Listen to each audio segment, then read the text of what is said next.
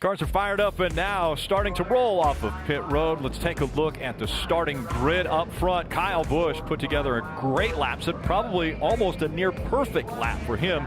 He won the pole. Austin Cindric will start beside him. You mentioned a perfect lap for Kyle Busch. I think it's going to take a perfect race for Ryan Blaney or Christopher Bell to overcome Kyle Busch. Blaney won at the Roval last year. Christopher Bell so dominant in this series. Doesn't seem to love these road courses. Back in row 3, we see the 98 of Chase Briscoe. Won last week at Iowa. Now that's a short track, but he has won the road course here, or a road course race on the Roval. Back in row 4, there's AJ Allmendinger, and Ryan Preece mentioned Allmendinger will be the in-race analyst, so let's chat with him before he gets too far along. Let's dial him up here. Hey AJ, Steve Letarte up in the NBC booth. You got a copy? Try him again here. Hey AJ, Steve Letarte up at the NBC booth. You got a copy, bud? I got you, man. Well, buddy, we've seen you win the Rolex. We've seen you win in NASCAR, in IndyCar. What makes you so good at road course racing? I'm not really sure. Just it's what I've grown up doing. I've always had a feel for it. I love the braking finesse. You know, whether I can make up time on the brakes or do something different with them to help the race car, attacking the corners. You know, this place here, Watkins Glen, is always fun because it's all about attacking. So I just love road course racing. I think a driver can make a big difference on it, and you know, more than anything, it's just always been what I've loved doing.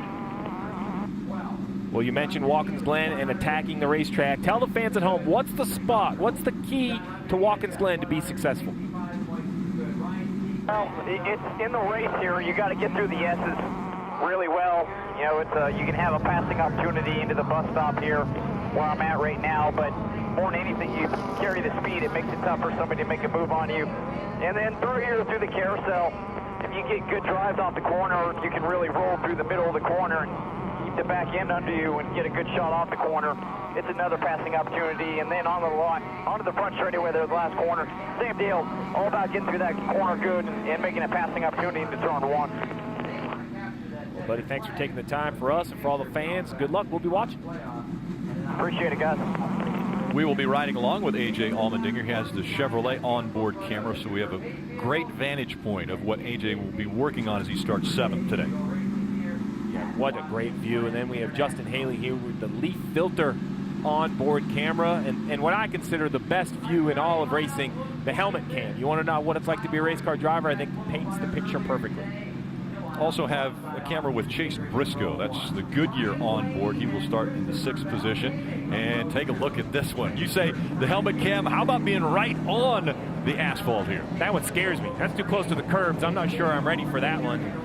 We have another camera as well. The field, we have the 20 of Christopher Bell. He'll be starting 4th, and he'll have the Toyota onboard camera. This will be a great view. You see right there the shifter handle, center of the picture. 9 shifts a lap, 82 laps, well over 700 times he's going to be working that shifter.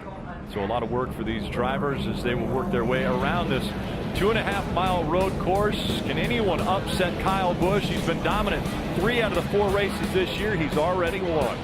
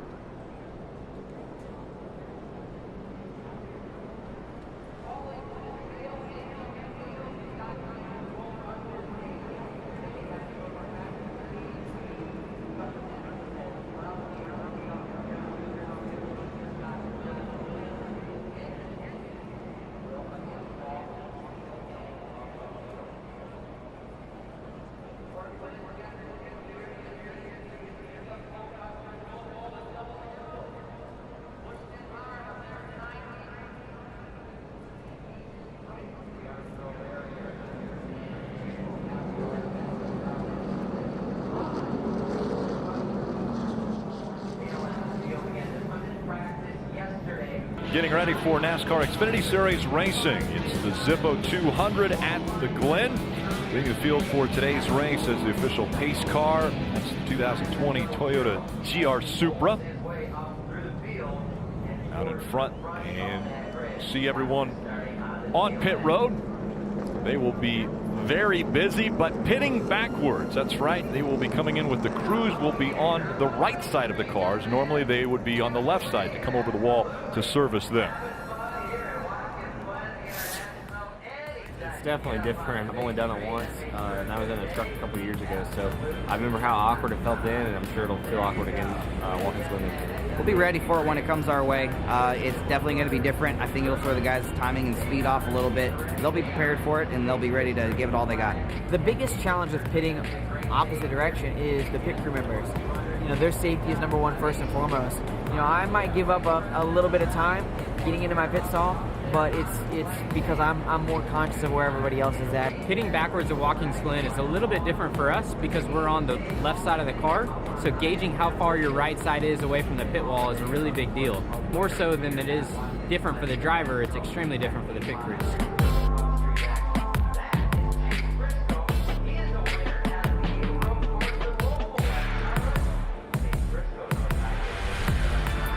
Rick, the concern for different is the potential for mistakes.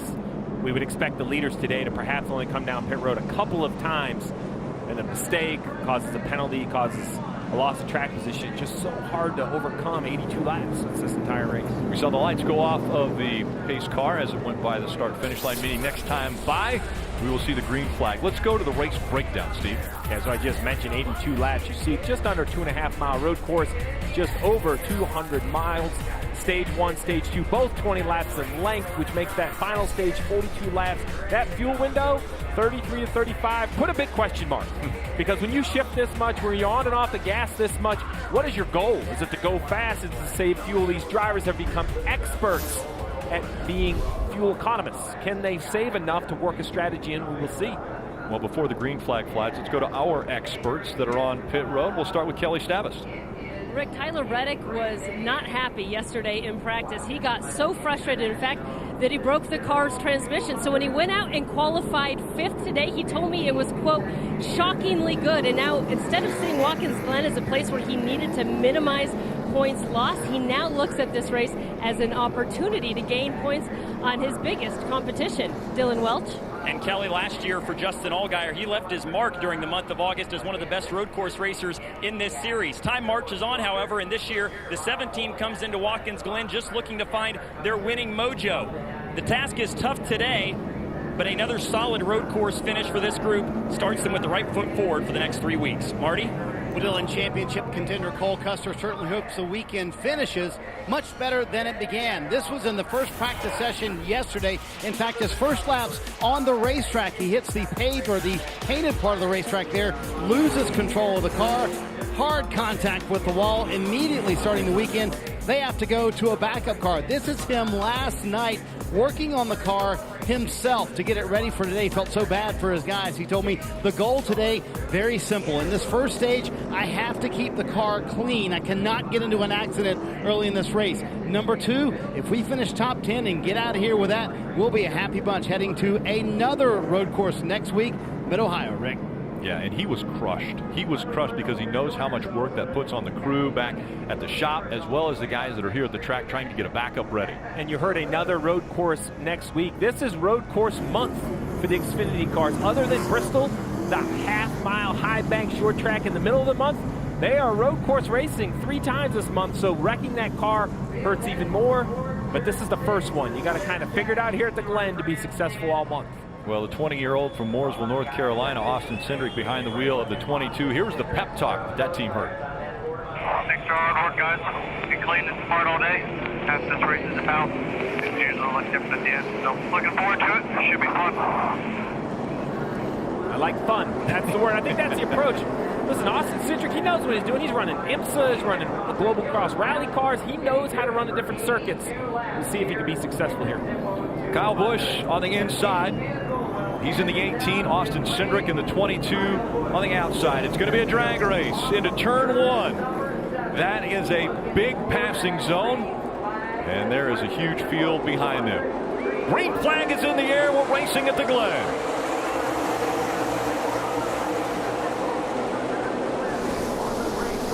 And the fight between the two is won early on by the 18, the preferred line. But here comes Austin Cindric on the outside. And he's battling for that top spot. They are side by side into turn 2. Cindric around the outside, going to give Kyle Busch a run for his money. He'll go to the lead. Busch will throw to second. Christopher Bell goes back to third as they stack it up, exiting turn 4, headed up the back straightaway. Oh, we got a car off the track there back there, but Kyle Busch to the outside, outbraking Cindric. Down into the bus stop here. The 21 here. The two of Reddick has missed the inner loop. Had to come to a stop. He does this properly. Won't get black flag from NASCAR. He's going to resume here. Pull back into traffic almost behind the entire field. Huge mistake early in the first lap for Cindric. Kyle Busch back to the lead. You see how big of a penalty that is for Cindric. I'm sorry, for the 2-car of Tyler Reddick. That is like qualifying dead last all of a sudden. He has a ton of work to do to get back to his field. He's going to have to be smart doing it. Made the mistake getting into the inner loop there, Junior. Yeah, here he is on the outside. He almost gets in the fence there. Huge save. A lot of grass on the nose of that car. They'll have to keep an eye on that. Don't want to have any overheating problems, any brake heat problems. But he's got so much debris on the car, he misses the inner loop. Reddick on pit road. I think this is the wise decision right here for the 2. Dale Jr. mentioned the grass on the grill. Let's get that all cleared off. You shouldn't lose a lap as long as the laps are here at Watkins Glen. You cannot take yourself out of the race lap 1. You can't compound one mistake with a second. Wise move by the 2 team and Randall Burnett on top of the pit box, bringing him to pit road. Take a deep breath. Let's get back into the race. Already 2 of the big 3 in the Xfinity Series have had issues this weekend, meaning Cole Custer, who is in a backup car now. Tyler Reddick on the very first lap has an issue. Well, Christopher Bell looking pretty good. Christopher Bell running 3rd right now. So 2 out of the 3 with issues. Christopher Bell has been issueless already up to this point as they enter turn 6. On board with Christopher Bell running in the 3rd position. There was a change for the lead during that when we saw the 2 off track. Kyle Busch had got around Austin Cindric. Kyle Busch is now the leader. About 0.3 of a second over the 22 car, the 20 of Christopher Bell in 3rd. They come down the hill into turn number 1, downhill into 2. The 20 of Christopher Bell, the 12 of Ryan Blaney. This battle is going on about 2.5 seconds behind the race leader, Kyle Busch. Bell into 20, hugging the curves through the S's, through turns 2, 3, and 4. Now starting to open it up over Blaney, who rides in 4th. Last time through, Blaney had his hands full in the inner loop. Looks like the back of that car really unstable as we watch him come through the inner loop again. Looks a little cleaner here, makes some good ground on the 20 in front of him. Doesn't really get in the throttle as well, coming out of the inner loop, down through the carousel. Look how tidy against that curve, almost using that painted curve to help turn the car is Blaney. Right along with A.J. Allmendinger. The goal right here is to try to make ground on braking. A.J. Allmendinger is very good at driving deep in the corner. Heavy brakes, still being able to get the car to turn. Left side right on that curve, accelerate off turn 6. Now turn 7, lift a little bit early. Give the brakes hard on the gas here and try to get a run down the front straightaway. Allmendinger running in the 5th position. A couple spots behind him is Chase Briscoe in the 98. He's running 9th, Marty. And coming down pit road, Rick, this is not a move, a strategy move by the team. We saw Tyler Reddick go off the racetrack, throw up grass everywhere. Well, guess who was right behind him? The 98. And that's what they've got to get, that grass cleaned off the grill. So, Steve, it's not necessarily only the car that runs off the track. Sometimes when debris is thrown up, it can throw debris on other cars as well. That's the case for the winner last week at Iowa, Chase Briscoe. If you'll only look at all that grass on the grill for the 98 car, it is cakes full, Steve. You want to get that cleaned as a crew chief. You have to get it cleaned off. And it's so frustrating. It's one thing if your team, your driver makes a mistake.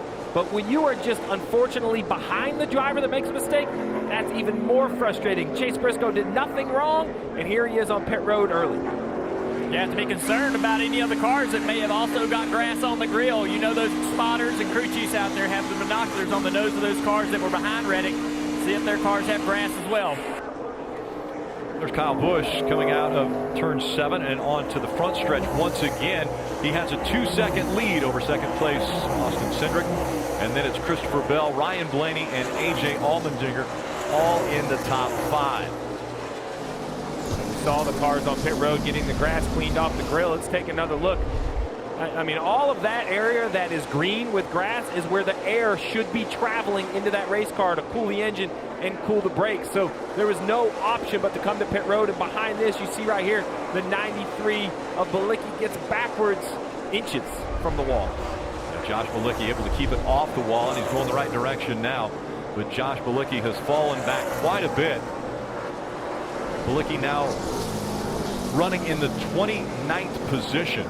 So he qualified very well, but with that mistake, now he has a lot of ground to make up. And everybody in the field has a lot of ground to make up on Kyle Busch, looking for his 4th win of the 2019 season in the Xfinity Series.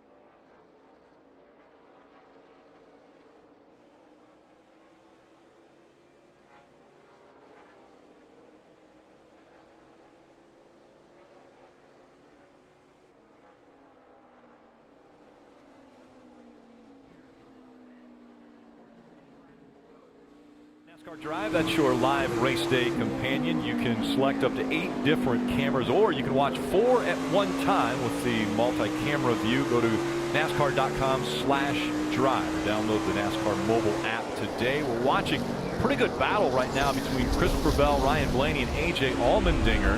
And it looks as though 20 might be holding these guys up. You see Ryan Blaney in the 12, giving the 20 a little bump there as they went through the interlude. Ryan Blaney, I believe, is faster, but being faster and making a pass is 2 different things. He's just maybe not as good as the 20 in the braking zones, and as he has driven the car really hard to try to pass the 20, he's made some mistakes, and now it looks like A.J. Allmendinger in the 10 has a run, Junior. Yeah, down here into the interloop, looks like the 12's losing that speed. As you can see, the back of the car is pretty unstable over the last several laps.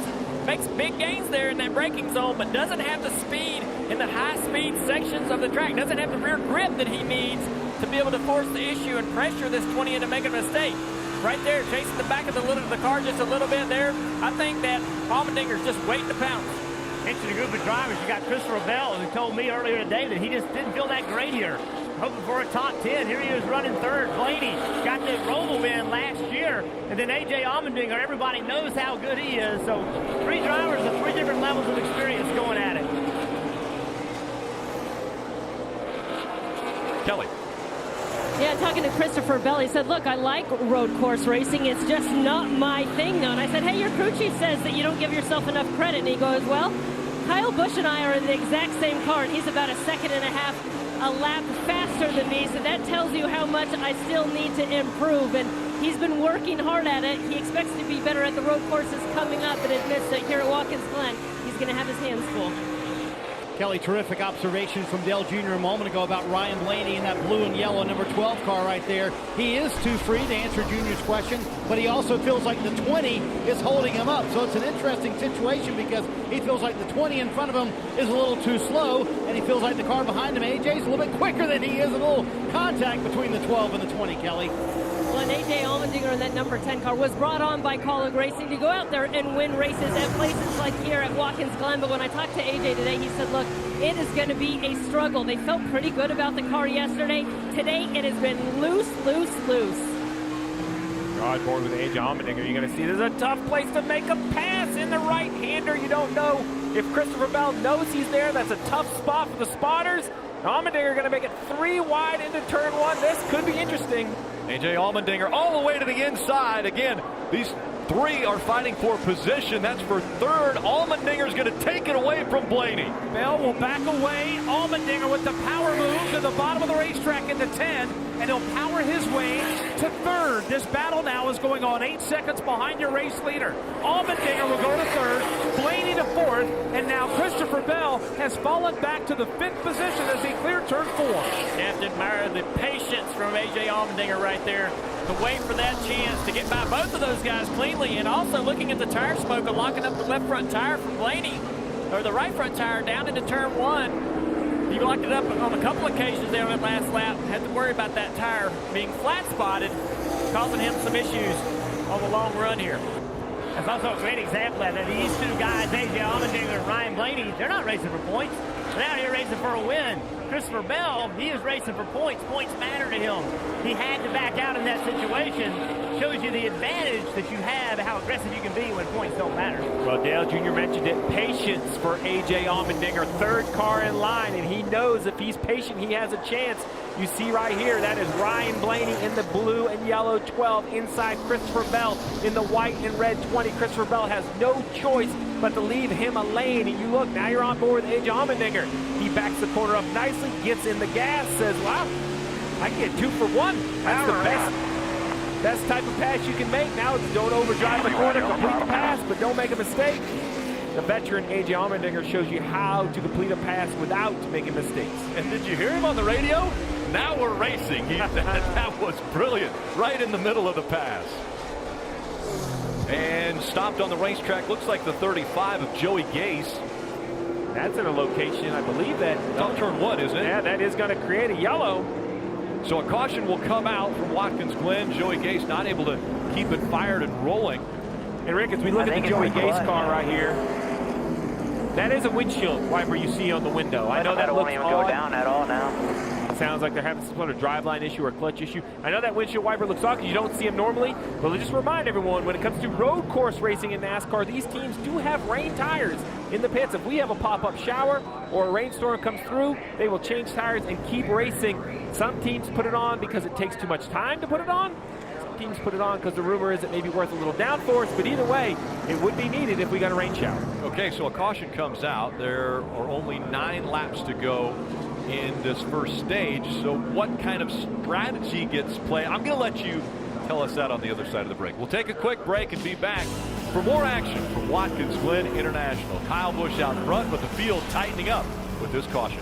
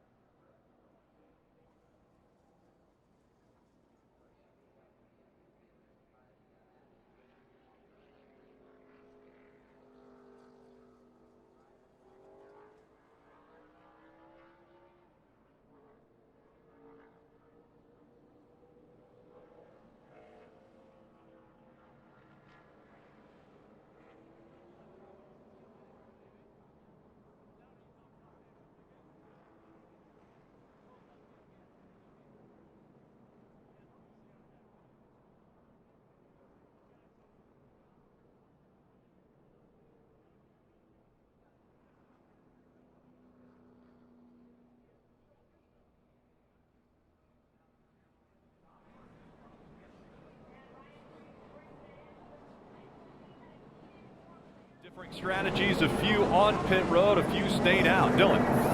Justin Allgaier into his pit box complaining that he doesn't have any lateral grip in the corner, so that's obviously a problem left and right here. A little bit slow on the left sides for Allgaier. Marty. Kyle Busch among those that stayed out. Ryan Blaney coming down pit road, though, and interestingly for him, he's loose up through the S's and tight kind of everywhere else. They flat spotted that right front to Dale Jr.'s point about 4 times, so I think they felt like they needed to come down pit road. How about Cole Custer? Started 35th today. He was up to 14th. Biggest thing for them, they wanted to clean that grill. You see that extension pole getting out there, getting the grill as clean as they could.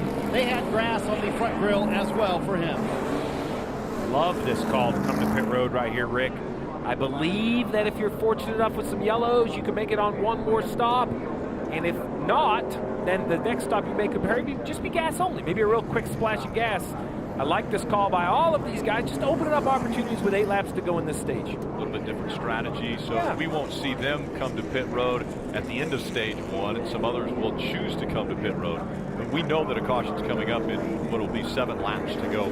8 laps right now for Kyle Busch, who stayed out. Austin Cindric stayed out. A.J. Allmendinger, Christopher Bell, Justin Haley also stayed out. He is now in the top 5. Justin Haley has been talking pretty confidently about the successes he's expecting here at this racetrack. Well, we talked about road course racing. I've always heard drivers say it's half experience and half mental approach. And if Justin Haley's working on the mental approach, he's winning because he's been saying, I expect to run in the top 3. I think I can contend for the win. He's saying all the right things to convince himself, to convince his team, maybe even to convince his competitors that he's going to be a factor in today's race. I mentioned earlier what a perfect destination if you want to come and enjoy racing, as well as the beautiful sights and sounds here at Watkins Glen. Let's see if we can check in with Rutledge Wood and find out where Rutledge is around this racetrack. Rick, I'm at a beautiful new spot. I'm high atop the burn here, just outside of turn 1. This is where the new VIP cabanas are. This is where you want, if you want to come with your friends, live the high life. One guy who did not have that option this week was Ross Chastain. You know, he had to make it for the truck race at Eldora, and when he looked at prices for tickets, he said, I can't pay $700 to go there. I'm going to ride a Greyhound bus. That's right. He spent $90 on a 12-hour Greyhound bus ride. On the way back, they got a flat in the family SUV, loaded up 5 miles away from here. So this is the kind of vibe that Ross Chastain has not experienced this weekend, but we got to see that monster pass from A.J. Allmendinger a minute ago. What a great view that Watkins Glen put in for these fans. Are y'all having a good time so far? Guys, I know y'all got a great view in the booth, but I think this new VIP Cabana Suite is a place to watch. So Rut, is my sight going away, or is that man petting a bobcat? That is a bobcat, yeah. Okay. And it's weird. When he found out we were going to be on TV, he put a shirt on, but then he found the bobcat. Cindric on the inside in the 22. Kyle Busch on the outside in the 18. Back up through the gears they go. Kyle Busch chose the outside line. He's going to make it 3 wide per second, though, behind him. They're all stacked up coming out of 1. Allmendinger backs away. Kyle Busch will get away with a lead, but from 2nd, 3rd, 4th, 5th on back, it is a hornet's nest. Bell in the 20 to 2nd, Cindric in 3rd. They'll single out now going through turn 3 for the most part as everybody minds their P's and Q's up to the S's and onto the back straightaway. And we saw Allmendinger try that 3-wide move on NASCAR America earlier this week. It didn't work out too well, so he thought better of it today. Backed off in 4th position. Look at Clemens, though. Great run for this team today. He has good speed. Ever since this race started, look for that team to have a top 10. Justin Allgaier hard into the wall. So Allgaier, one of the drivers we expected at the beginning of the season would be running for a championship and be a competitor here at this race, into the wall. And it looked like nobody around him. Well, this is the risk. I love the call to come get tires because it opened up the strategy, but you have to take care of your car back in the pack. Something has got the 7 turned around and some pretty heavy damage to that right rear quarter panel. It looked like in the inner loop, maybe getting through the inner loop, just got that car unsettled. Yeah, looked like the exit or the bus stop maybe, right in front of Dale Jr. Dale, he was right underneath you. Yeah, let's see what happened here. Going through there side by side is almost impossible for those guys, and you can see right there just a difficult situation for all drivers involved, and he gets the worst of it. Yeah, Ross Chastain just gets in so deep, he drives into the left rear quarter panel, and then I think politely said, hey, I've already spun him, so let me spin him completely out and not spin myself out. You see the contact with that tire barrier. And we're going to see that all day long, guys trying to outbrake each other into that inner loop, and guys not willing to give up that position and trying to race through there side by side. It's ended poorly for several drivers over the years. The damage doesn't look too severe, especially at a road course. They can probably fix that, get that car going, and still be competitive, but this changes their strategy, I'm sure. Yeah, and what concerns me is the damage is over there by that gas fill. Remember, we talked about pit road being backwards? Well, now the gas fill's on the right side, so Jason Burdett here, the crew chief, he's going to come up with a plan to repair this 7 car after an incident with Ross Chastain. 7 car into the barriers here at Watkins Glen.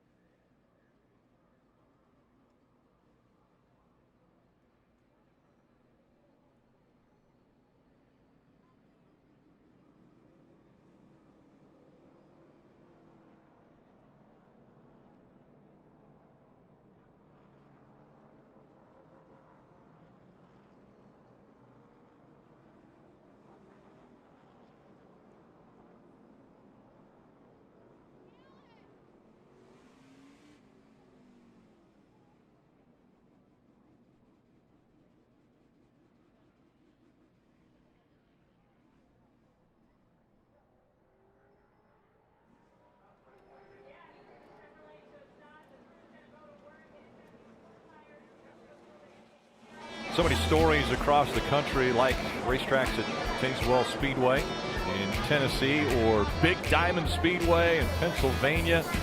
Another track in Tennessee, that 411 Motor Speedway. All creating stories like Fayetteville Motor Speedway in North Carolina. Tell your stories. Hashtag MyTrackMyRoots, because there's stories all across the country.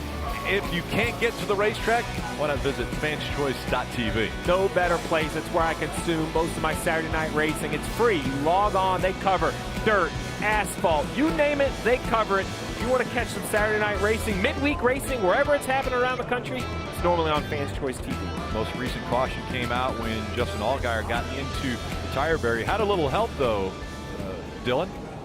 Yeah, he got turned around by the 4 car there, and Justin is down on pit road right now. As you can see, they've got the deck lit up and kind of working on the bracing inside there. It looks like the right rear is where the bulk of the damage is, so trying to reinforce that as best they can, and then they've got bare bond as well where they're taping up the right rear quarter panel. Minimal damage over here, but obviously not the way that they wanted to end stage 1, Kelly.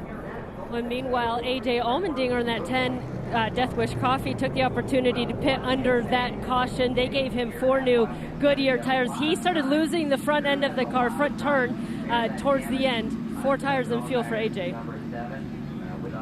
Once again, Rick, I agree with this call for the 10, much like I did for the call for the 7. I mean, 18, I don't think he has to be aggressive with his strategy. He shows he has the pace on the racetrack. A.J. Allmendinger, though, you ask yourself, if you got him in front of the 18, we saw how hard it was to get by cars earlier. You got to position yourself, give him track position. It may only be track position in front of the right guy. Can he hold it? All right, they're going through the inner loop now, and that was where the incident happened with Justin Allgaier. Let's go back and look a little closer at what took place. Maybe this predicated what happened. Well, so Justin Allgaier takes it 3 wide down the straightaway. The 0-1 lifts, and they drive in there side by side with the 4 and the 7. And you see the back of the 7 moving around, so he's definitely a little uncomfortable. And then the 4 drives in here, hits an inside curb, and just goes up the racetrack and catches him in the quarter panel. I don't think Ross Chastain went in there thinking, I'm going to turn the 7 around. But Dale Jr. has said it every time he's come on camera all weekend long. Positions will be contested in the inner loop, and his quote is, "It's not going to end well." And there you go. It didn't end well for Justin Allgaier. Yeah, I think you got to worry if you're Chastain about the damage to the right front fender if that caught the wheel. It looked like they hit wheels a little bit, and anytime you can do that with the right front, you can knock the toe out. And that's going to really bother that car handling in all these corners. Repair looks pretty good on that 7, right? In the Xfinity Series, we discussed the big 3 over and over as far as the ones who have had success. Right now, it's Christopher Bell, Cole Custer, and Tyler Reddick. Reddick already with an issue coming off the racetrack early, had some grass on the front of that race car. Cole Custer, a backup car because of a practice crash that he had yesterday. Christopher Bell has been unscathed, but he also was holding up that 12 and 10 earlier. We'll see how he does now on the front row. It's Kyle Busch in the 18, Christopher Bell in the 20. It's important for Christopher Bell on the inside to get a good launch. Maybe not to take the lead, but to just protect and try to keep Cindric behind him. He did that. Now the 2 Joe Gibbs drivers will be side by side into turn 1. Busch with the advantage, though. Out of 1 will reclaim the lead. Christopher Bell in the 20. Looks in the rearview mirror, and there is Jeremy Clements. He's won on a road course before. Trying to do it again today in Watkins Glen. A lot of work to do for Clements. He'll ride 3rd as everybody is in hot pursuit of Kyle Busch. Jeremy Clements in the 51 in 3rd place. You know he's got some great success on the road courses. Feels like he has great talent on the road courses and also a great race car. He's got a lot of confidence as he runs that top 5. Great battles here back in the pack. Ryan Preece trying to get away from there. A little action, a little too hot for Preece. He's got some good runs here as well at this racetrack. See what these restarts do. It creates an opportunity for drivers to make a move, even back here in the pack.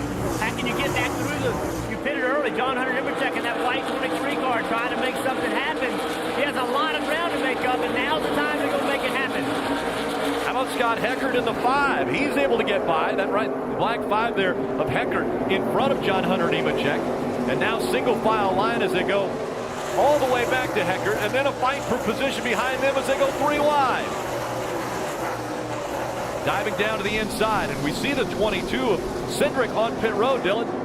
And this is as scheduled. They're happy with their pace right now, so just going to bring him down here to put him in position to maybe capitalize on some stage points at the end of stage 2 as the crew jumps around there to change 4 tires and add it full of Sunoco fuel. They've been really happy with this race car, showing a lot of speed here early on.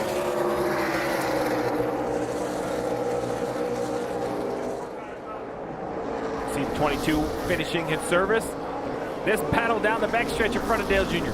Yeah, this is a big wad of cars here coming into the inner loop there. Looks like the 1 missed it just a little bit, had to back out for his teammate. Kind of gather it back in and get going. You're going to see that a lot, guys. Entering in there a little too hot. Luckily, everybody gets through there unscathed, no issues.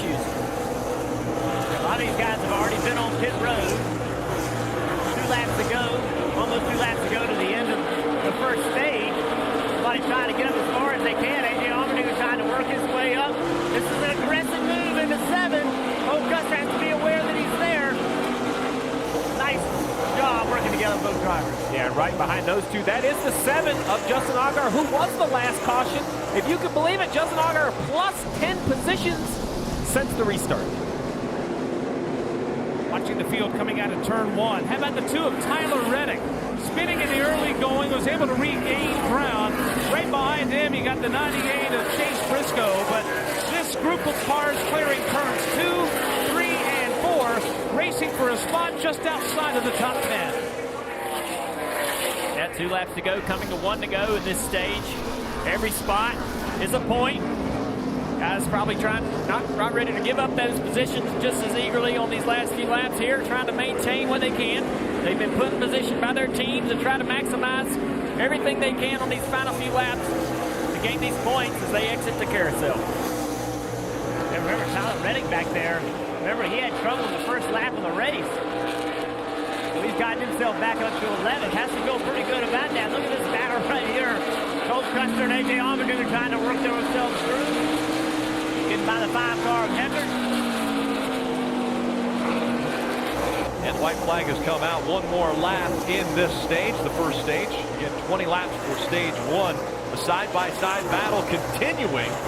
to the inside. That 00 of Cole Custer going by the 4 of Ross Chastain, and Custer makes that pass. He passes for the 14th position. Custer in the 00. Now the 4 of Chastain under fire from the 10 of A.J. Allmendinger. They climb the hill. That's turn 3. Right now, Allmendinger, you see him sizing up Chastain, pulling to the inside of turn 4. And it's a battle for 14th place. Custer to the inside. Look at the 7, though. He doesn't want to go by the 4. Is he looking for a little payback here as they're coming through the inner loop? Out of the inner loop, into the carousel. What is he going to do? He gives him a little bit of bumper. Hey, send him into the tire barrier right there. Payback from earlier. Gonna kill him. Ross Chastain in the fence. Kill him. I wouldn't blame him. And the green and white checkered and the caution come out. Kyle Busch will win stage 1. And the battle between the 4 of Ross Chastain and Justin Allgaier looks to have been won, I guess you would say won by Justin Allgaier, because it doesn't look like Ross Chastain's going to be able to finish this race. Yeah, listen, we saw the issue earlier where the 4 got into the 7 in the middle of the inner loop. The 7 ran the 4 down, was on his rear bumper coming out of the inner loop. Ross's bumper and push them all the way out. Let's look again at what happened. Junior called it. He was right on his back bumper. Actually gave him a little shove there. Too much momentum for the 4. Sends him into the tire barriers. And Ross Chastain's day is done.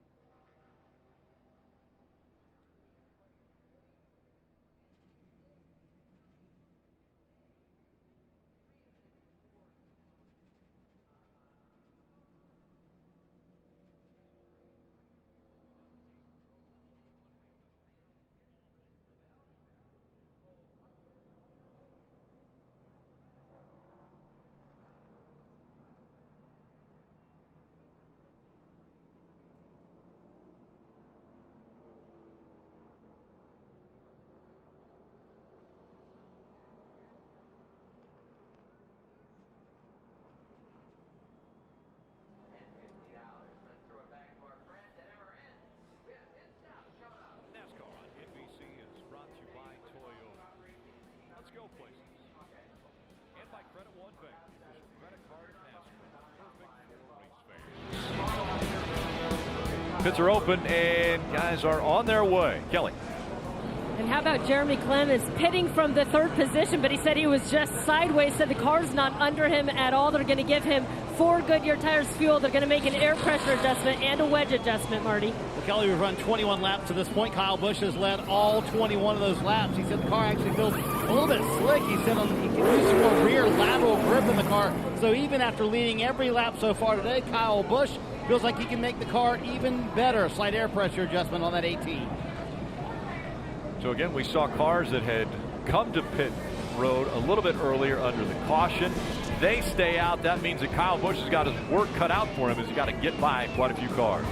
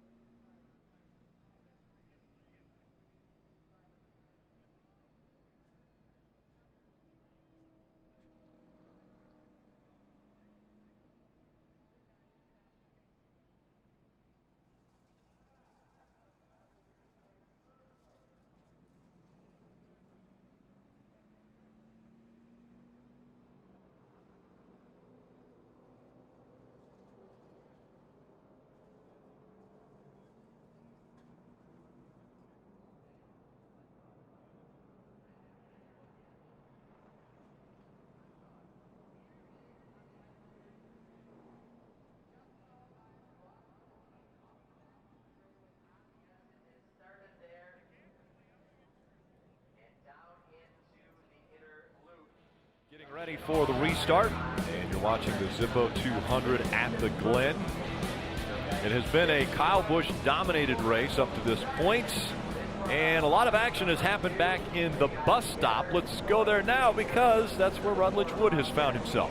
Rick, it is an unbelievable view of the bus stop here on top of the Bus Stop Bus Cafe. All these friends are out here having a good time. They're making bacon, bourbon, brownies right now. These folks have been coming here for 23 years. Now, you guys are getting an incredible look from this camera today, but being up here, you can see this whole bus stop, and when you see those cars leave the ground, I got a chance earlier to take the pace car out and feel that. Junior told me you will not believe what these curbs feels like. It's like hitting a speed bump in front of your grocery at like 65 miles an hour, and Dale's just a little bit south of me, but I like that we got to see that call. It was happening as Dale knew that line that Justin was running was way too wide to not wreck the car in front of you. Dale, did you feel like that was it? Were you looking to a crystal ball? I could just tell what was coming. When he had an opportunity to outbrake him into the chicane and didn't take that opportunity to make the pass there, I figured I knew what was up, Jason, what was up his sleeve there. So, Junior, I don't know how you just skipped right over the bacon bourbon brownies. Like, how do you make bacon bourbon brownies? I want that recipe from Rutt. I want to know how we skipped over the competition director from Team Penske standing right behind Rutledge. That was a great view where back there. Where they're doing the bacon bourbon brownie. Yeah, I bet he's not, though. He looked pretty professional. Radio on, ready to go. So, once again, let's look at the first incident that took place between the 4 and the 7. Yeah, you see right there, Ross Chastain gets into the left rear quarter panel of the 7, spinning the 7 out, contact with the barrier. So then the 7 of Justin Allgaier. Ross Chastain has been on record multiple times saying, listen, I don't care what people think about me. I don't care how people think I race them. I'm going to race how I think I need to race. And he has become a fan favorite. Well, the concern is this is what can happen. When you decide to race people aggressively, drivers have the option to not take it well, which is what happened for Justin Allgaier. He sends him into the barrier, racing for position. NASCAR has been very consistent with this. When two guys are racing for position under green, that is nothing to be officiated. They get mad if somebody's lap's down. They get mad when it happens under yellow. But when it happens under green, guys, they leave it up to the drivers. Yeah, they've done that for years, really. You know, if two drivers are going at it, we've seen this before. Rarely does NASCAR step in. If you're a lap down, if you come out and do something like that, you're not racing for position, they will step in. But if you're going for it and racing, they're going to leave it up to the drivers. Let them police it themselves.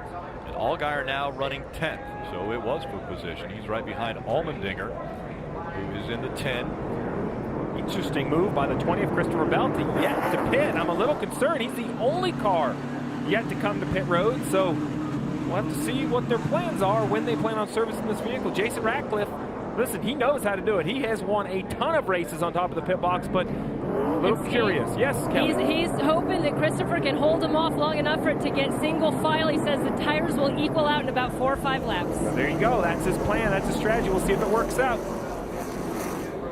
Christopher Bell on the outside, in the 20, on the inside in the 12. Ryan Blaney, Preece, Nemechek right behind those two.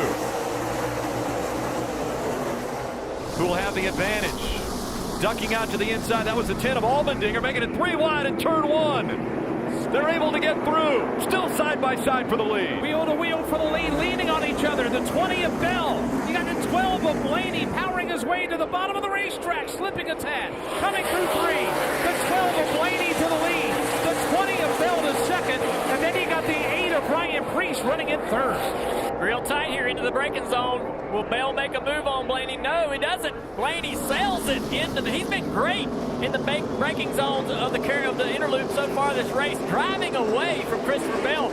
Christopher Bell under heavy heat from Ryan Preece in third place. A lot of pressure right there. That 8 car is Ryan Preece all over the rear bumper. This is a good opportunity, but the 20 of Bell pulled away from him that back straightaway. I thought that it was going to be an opportunity for Preece. He's not going to be able to take advantage of it. There's Tyler Reddick back in the battle. Had that trouble early. Here he is.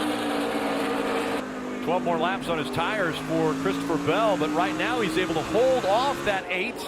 And so Preece still has to settle back there in the 3rd position. Reddick and Briscoe behind them.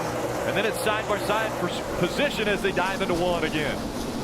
That is the race for the 7th position. Allmendinger in the 10, powering to the inside of the 00 of Cole Custer. And yes, friends, that's Kyle Busch in the 18.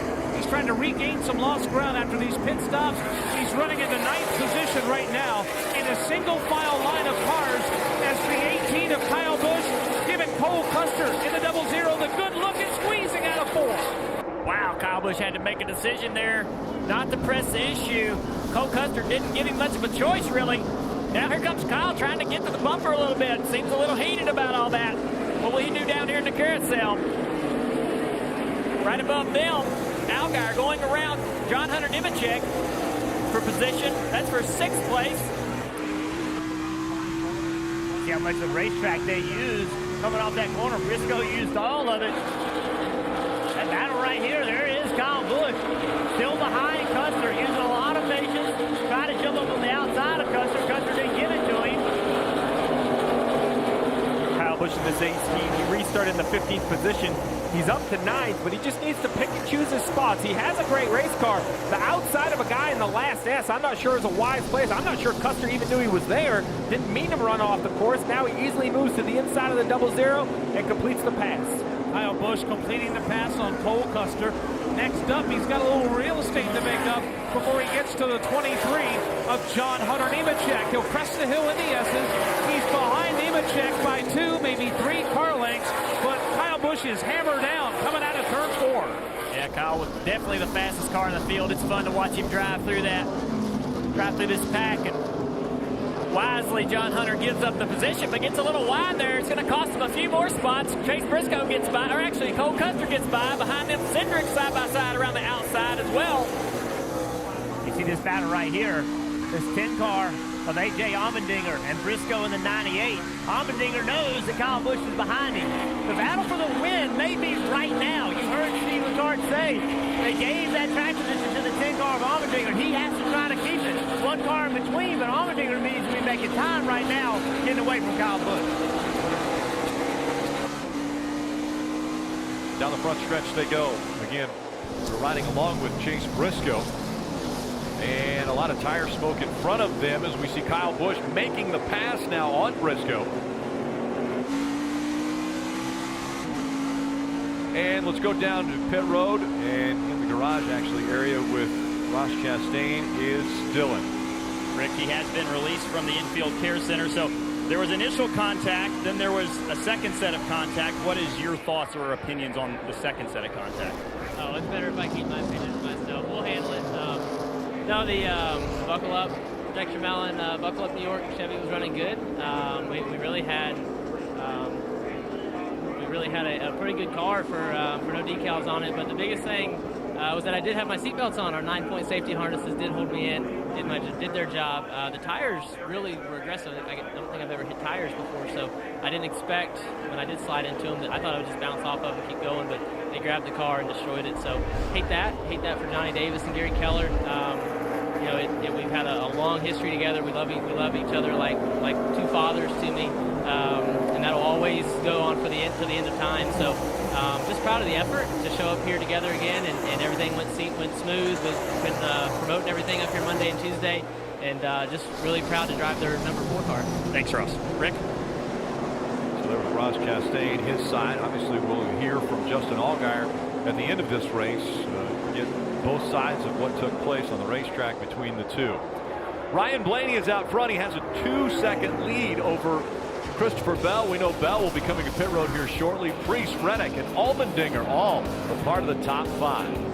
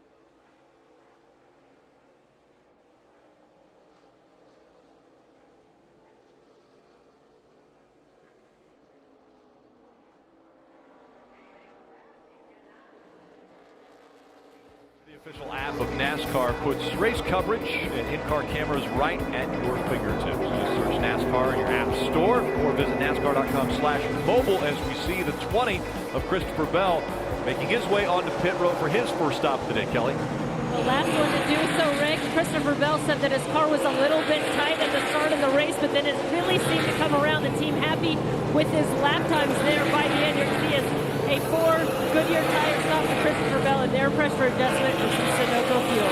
Rick? Well, Rick, the problem with this call from the 20, why they needed to come get fuel, you mentioned it, the last one to come to pit road. So even though Ryan Blaney, the leader of the race, pitted at lap 12, we've had a few yellows. We had one stage break. We're going to have another stage break. I think they're going to try to risk it, Marty, and make it a one more stop. What are you hearing on the radio? Just checked in with Matt Swiderski, the crew chief for Ryan Blaney. I asked him that very question. He said, you know what? In their position, they're very different. Obviously, they're not running for points here in the Xfinity Series. They're trying to win the championship. He feels like stopping at lap 12. The book would say you need to go to lap 17 with one more stop to make it to the end.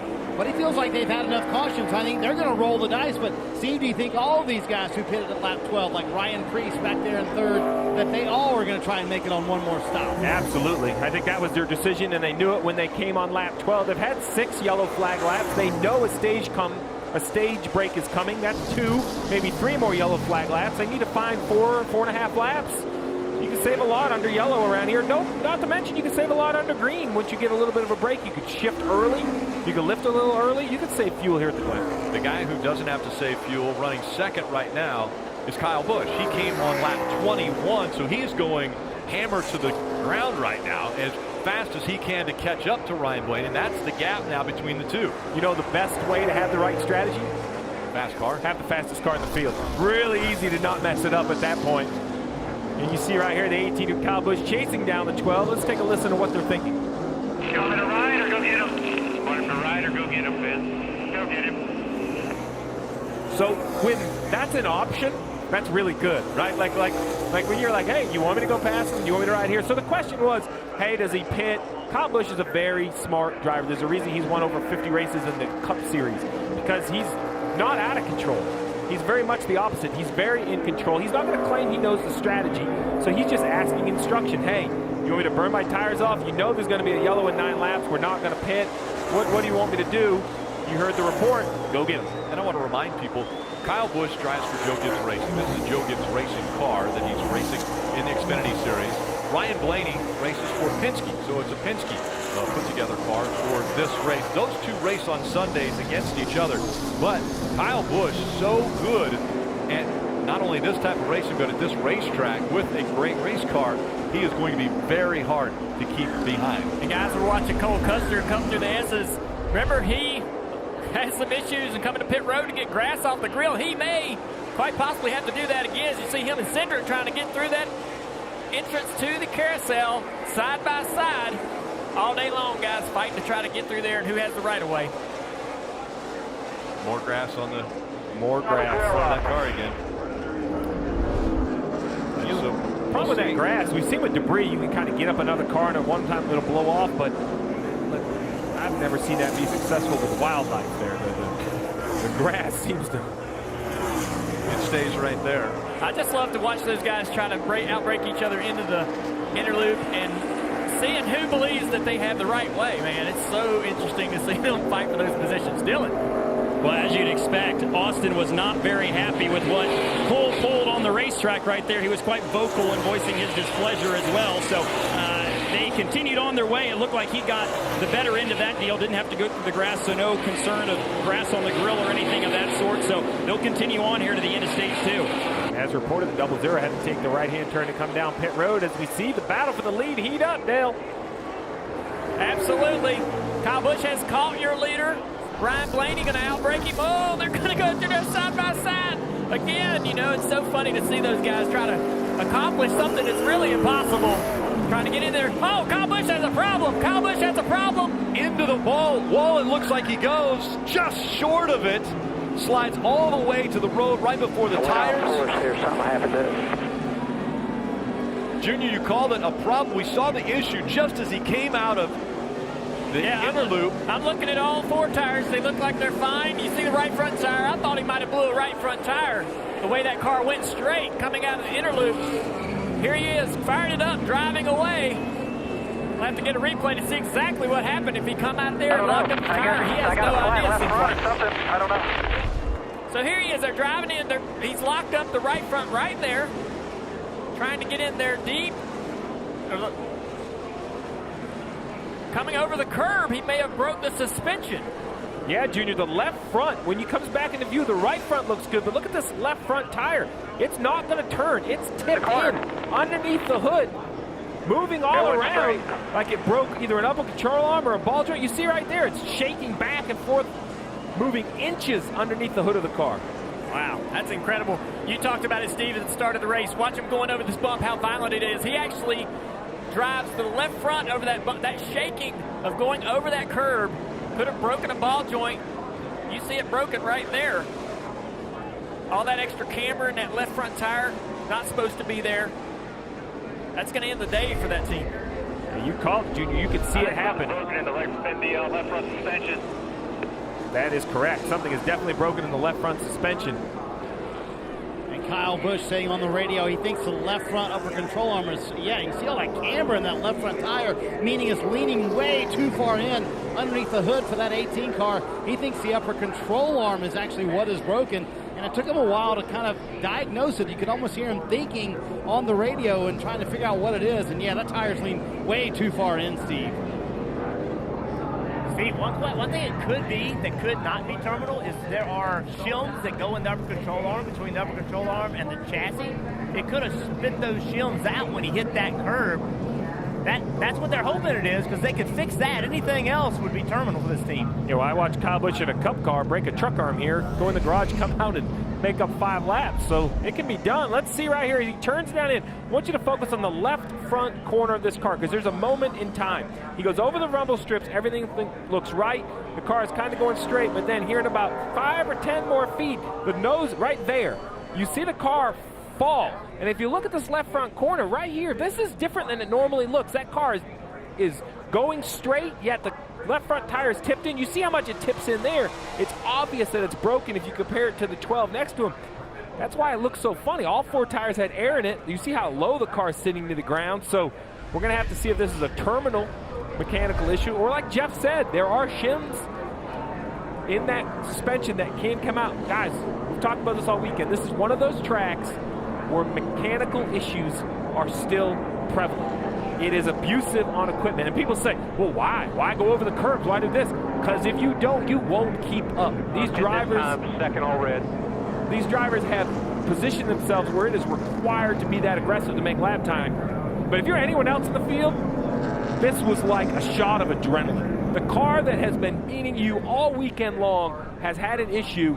This could be the moment that the entire race changed. Now let's go down to Dillon. Justin Allgaier on his way back through the field after the contact with the 4 of Ross Chastain as the crew jumps off the wall here to change left side tires. That slower stop the last time in, they were putting packers and rubbers in the rear suspension, so a little bit smoother stop this time for Allgaier. Marty? Kyle Busch going to head down pit road. They called him to pit road. Oh, the car's really hopping as it comes to a stop here in the pit stall for Kyle Busch. He said, bring it to the pit stall. He said, why am I bringing it to the pit stall? We need to go to the garage. They said exactly what Burton said. It could be camber shims. That would be a quick fix, something we could do here on pit road. We're looking underneath, and nope. Mike Hicks, the veteran tire changer, saying no. It is a broken tie rod at the top of the broken A-arm, actually, at the top of the suspension here, Steve. So that's actually what's going on with the 18. Yeah, that's international sign for not good. The old 2 hands with the brake signal. Willie said, how could the 18 car be beat today? This is how. Accident, mechanical.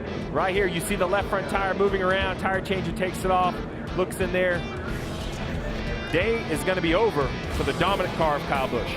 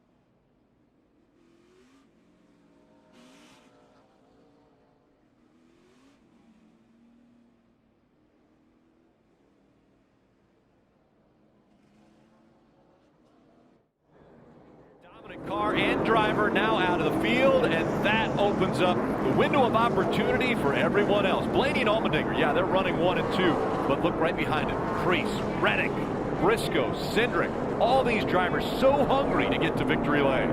It's like new life through the entire field. I think Kyle Busch was so fast all weekend, everybody kind of had their heads down, like they had already been beat. Well, now it's the opposite. Side by side, Blaney and Allmendinger leading the field back to the green flag. Behind them, Preece and Reddick, Briscoe, Cindric, Brandon Jones, Ryan Sieg, all back behind them. And they'll fight for the lead as they go through 1. The 10 making his way up a little higher, moving Ryan Blaney out of the way. Allmendinger giving Blaney chin music in the short straightaway to turn 2. The 10 of Allmendinger to the lead. Blaney in the 12 to second, and Tyler Reddick in the 2. What a comeback there after challenges in the early race. He right now is third, looking for more out of turn 4. Blaney's carrying a little bit of damage on that number 12 car. You see it. Trying to weave back and forth, block anybody trying to outbreak him into this carousel, into the chicane here. He's trying to make ground up on your leader. Look at the mess back there. Everybody trying to negotiate. One groove. Can't drive 2 cars through there side by side. We've seen it be bad for guys all day long. Everybody getting through the inner loop and the carousel just good. Not sure how they got through there good, but they were able to work it out. Now they come down into turn 6, trying to get single file. Oh, they've got trouble. Reddick off the track. Reddick off the track. Keeps it out of the sand pit. Able to keep rolling. Unless you got a tire down, stay out here. And another issue for Tyler Reddick, already off the grass of lap 1, now off the track in turn 6. And with 3 to go in the second stage, it looks as though Allmendinger and Blaney are trying to separate themselves for this stage win. Leaders come out of 1 and into 2. Looking at Tyler Reddick there in the 2 car. Busted back to the 19th position. A lot of ground to make up as we draw to the end of this stage. There's Justin Allgaier in the 7th car. In hot pursuit of Justin Haley in the 11th. That's the battle for 8. Yeah, great battle for 8. Great battle for the lead as Ryan Blaney has drawn back near with Allmendinger as they exit the carousel. They enter the carousel here, rather. Man, Ryan Blaney driving hard. Look at him slide the back of that car, trying to exit over the curb, trying to make gains on a guy who's one of the best road course racers on the track. He's got his work cut out for him, beating A.J. Allmendinger. He is an incredible road racer. That damage you talked about on Blaney's car, I think that's more help than hurt. Got the right front fender out, and goodness, put some more downforce on that right front, Steve. The more downforce, the better, right, Steve? That's exactly what Ryan Blaney is saying. He said the 10, quote, cleared himself. So I think Ryan Blaney would not mind getting back to A.J. Allmendinger for a little retribution. It doesn't look like it's hurting it. I'm not sure if it's more downforce or less downforce, but I would say that there's nothing wrong with the 12 at the moment. Here's the look right there, and you see Allmendinger just comes up. I mean, that's road course rating, beating and banging. They're going to take that position. And here's a look out the back of A.J. Allmendinger live, and they're exiting the S's down the backstretch, heading into the bus stop. Yeah, this last lap, Ryan Blaney obviously faster than Allmendinger. They try to, that 12 car breaks into that. He breaks into inner loop so much deeper than Allmendinger. I'm so impressed with the Penske brake package here in the Xfinity Series this weekend. Making up a ton of time right there through the carousel. He just doesn't have the drive off. He's still fighting rear lateral grip on quarter exit there to be able to complete a pass. Yeah, with that heavy braking that he has, he just has to run with Allmendinger off the corner. If he can just stay even with him, he can gain up a little bit on corner exit, which that's where Allmendinger's strong. If you have 2 different cars with 2 different strengths, Allmendinger can lead the corner hard. Blaney can drive deep into the corner. Allmendinger pulling away now as Ryan Blaney locked up the right front as he was going through 7. We saw the tires smoke. We'll see if he's able to get through 1. A little bit of a slide there. Wheel hop as he entered turn 1. This is the final lap of stage 2. Here they come now out of 1 and into 2. Blaney's trying to regain that lost ground with the damage on the right front. A.J. Allmendinger in the 10. Solid, your race leader. Trying to win this stage. Blaney in hot pursuit.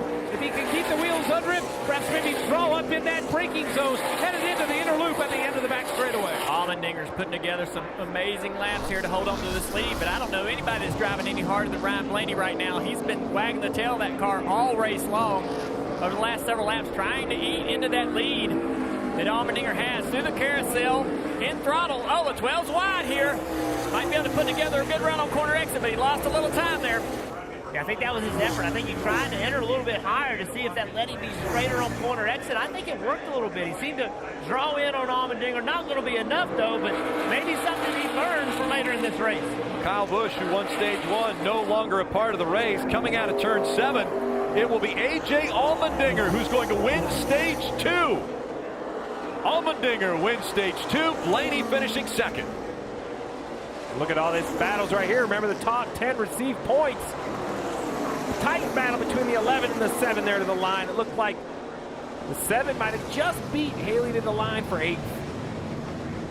Looking for stage points. Allgaier, who was spun earlier in the race, looking for every point because he's not guaranteed a spot in the playoffs yet. Allmendinger gets the win in stage 2.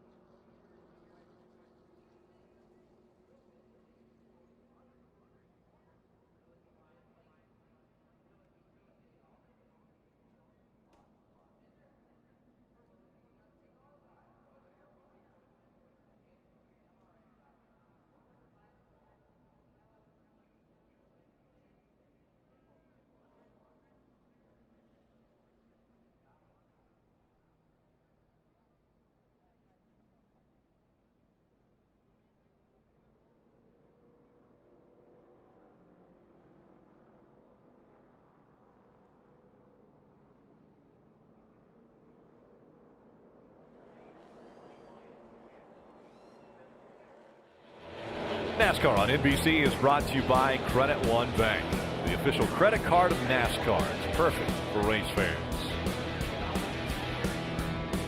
The rough Watkins Glen International, well, it's only rough really if you don't take the actual course and go over the bumps and the curves here. And it's been a rough ride for a few, quite a few on pit road now. Marty. John Hunter Nemechek comes in from 6th. Also Chase Briscoe right in front of him. He's coming in from the 5th position. Nice recovery for this team. Remember, they got grass on the grill very first part of the race, and the car for Chase has been a little bit too tight. Would like a little bit more drive off of each corner. We're going to be 4 Goodyear tires. You see that chassis adjustment as well. Now pitting here with 41 laps to go. Once we get the green, not going to be able to make it to the end. So, Steve, I would say the guys pitting right here are going to have to make a little strategy play and come to pit road one more time at least for fuel. Yeah, Marty, I think they'll have to come to pit road. But, you know, we've seen tires matter some. Some of these cars were farther back in the pack. And more importantly, if you are going to try to shorten up that pit stop, you can come in about 7 or 8 laps and maybe take fuel only and try to gain some track position. But the car with the best track position, the 10 of A.J. Allmendinger, just won that stage. Let's see if we can dial him up and have a conversation with him. They're on the radio right here. We're going to wait for a break. Here we go. He likes to talk on the radio. We try not to interrupt him. Hey, AJ, it's Letard up in the booth. You got a copy? I got you, man. Man, easy as that. Stage win. Chad's doing a nice job with the strategy. Got you some track position. You're doing a great job on the track with the car. How is your 10 car? Yeah, we're better. Definitely made some good adjustments there. And still fighting the handling a little bit. It's not perfect. But I mean, it's hot out here and slick, so it shouldn't be perfect. But yeah, the Pepsi cars, they're pretty quick, but Car Operations give me a great car. Got Switch Copy on board, and you know, just track condition is so critical. So try to get that, be aggressive on that restart, get in the lead. So we'll see what happens here. A lot of different strategies going on. Yes, sir, there are, but looking good out front there, man. And we have one more pit stop, 41 laps to go. Good luck. Appreciate it, guys. Allmendinger referenced the Penske guys. That's Blaney and Cindric. They are running second and third. We'll get ready for the restart. Be right back.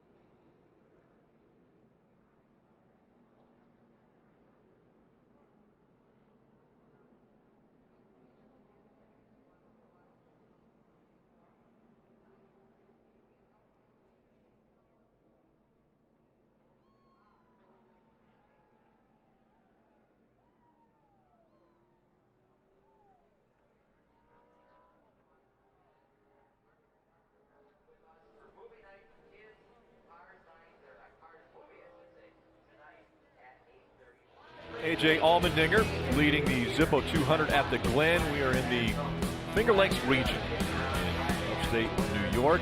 And again, calling this one radio style, MRN Sirius XM's Mike Bagley in the S's, Dale Earnhardt Jr. out in the inner loop, and Jeff Burton in 6 and 7. And we'll bring the guys in. And Bagman, the S's have been interesting, and you've been handing it off to Junior, who's had all of the excitement, and then he hands it off to Burton, who's been able to take it back around for the battle for position. But you guys have seen some great things to start off with. We have. We've seen a lot of great competition. We saw that battle for the lead with A.J. Allmendinger, Ryan Blaney, a little contact there. Fairly tame in the S's, up the hill into the back straightaway, but our busy man here on the cruise, Dale Jr. at the end of that back stretch and then that inner loop. Junior, you've had a lot of business this afternoon. Yeah, it's been pretty wild, wilder than I anticipated. We certainly the issue with Ross Chastain and Allgaier was pretty wild. Did not expect to see that revenge and retaliation from Allgaier. Especially didn't expect to be me the one calling it. I was hoping it was going to happen in another part of the racetrack, but ended up happening right here. And the Kyle Busch deal, him coming through the racetrack, coming through this corner just going straight, blew my mind. Incredible that the track could be that rough on the cars. What you got, Jeff? Well, listen, coming to green right now, Steve Letarte talked about it. Who can take advantage of Kyle Busch out of the racetrack? He's been the guy all day long. It wasn't even close. Now, who's going to be able to take advantage? It starts right now in this restart. Yeah, Rick, when coming to 39 to go, a lot of different strategies. I think Allmendinger and Blaney, they're going to have to be a little conservative on fuel, but everyone in the field will have to stop one more time to make it to the finish. The 10 and the 12, conservative on fuel. Not sure that's going to happen on the restart, although a great restart for the 10 and an amazing restart for the 12 of Blaney. We're going to stack them up 3 wide coming through turn 1. Blaney way off course. He's going to lose a lot of spots. The 10 of A.J. Allmendinger away with the lead, but you see Ryan Blaney there falling back into the clutches of Christopher Bell in the 20. They're uphill through turns 2, 3, and 4 as everybody right now is chasing A.J. Allmendinger. Incredible restart for Austin Cindric there, pushing Allmendinger. Allmendinger was very protected for that bottom line, but Cindric moved all the way up into second place. Here you see guys filing into the inner loop here, getting to the bus stop without any problems. Single file up front, Allmendinger and Cindric, Allgaier, Haley, Blaney. And you talked about Cindric in that green and white 22 car. He did get a great restart. He's going to be hungry. See one car out of the groove right there. Cindric's going to be coming hard. And how about Allgaier? We saw Allgaier with that problems, but now he's in third position. Not much damage on that car. Watch for Cindric to be aggressive, not to take this lead from Allmendinger. You mentioned it, Jeff. Allgaier, 3 pit stops and a quarter panel repair, and somehow Jason Burdett and Justin Allgaier have worked that car back up into third. But Austin Cindric in that green and white number 22 in second. I'm looking for him to put the pressure on. He has fresher tires than Allmendinger and trying to run him down. Leaders come through turn number 1. Watching Ryan Sieg in the 39, Cole Custer in the 00. Custer's not really been a factor here this afternoon. He's running in the 8th position right now. He's trying to get around Sieg and make his way closer to the front. Here's Custer. Going to give Sieg the good look coming across the tunnel over into turn number 4. Lined up, poised in position, and ready to make a move. I don't know if he's close enough to outbreak Sieg into this corner. Looks like he's almost to the corner panel, but Sieg gets into the corner. Custer thinks better of it. Coming through the inner loop. That's backed up everybody behind them. All those drivers, if Sieg gets up 1 spot now, he's going to lose 2 or 3. Custer getting a run in the gas, trying to get up on the bumper. He's got a good position here. Headed toward Jeff in 6. He's going to try to turn left on him right here. He doesn't want to go on the outside. He wants to go on the inside. But Sieg carries good speed down the back straightaway. Custer pushing the issue. See what Sieg does. See how he addresses it. He's going to back off, or is he going to charge into 7? He backs off. Now on the inside of him is Briscoe with an aggressive move. That's going to open a door for the 9 car. Here comes the 9 on the far inside. Can he make the pass work? Noah Gregson in the 9, fighting into turn number 1 for that spot. Rooting and gouging, they're pushing and shoving. Gregson wedging his way underneath Chase Briscoe in the 98, and Briscoe goes off course. Gregson, though, now will hang to the inside. Briscoe brings the car back on course, trying to protect the spot. He will. Wow, what a move by Chase Briscoe. Off the course, back across the nose of Noah Gregson, and now going to try to keep him in the rearview mirror. Briscoe did not want to get behind Gregson. He feels like he's got much more speed than that 9 car. Does not want to get trapped behind him. He's trying to clear the 9 and go back after the car in front of him, Sieg, to be able to get that position. You see the rest of the field filing through the inner loop into the carousel here. Ryan Sieg back there. And you see what it did? It packed all that battle, packed everybody back together behind them. Now they're all battle position, bumper to bumper.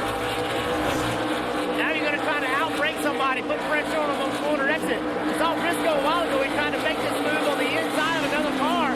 Did not do it this time. Decided to stay in line with Ryan Sieg. On board with Briscoe as we head down the front stretch. There are your leaders, the 10 of Allmendinger, 22 of Cindric, 7 of Allgaier.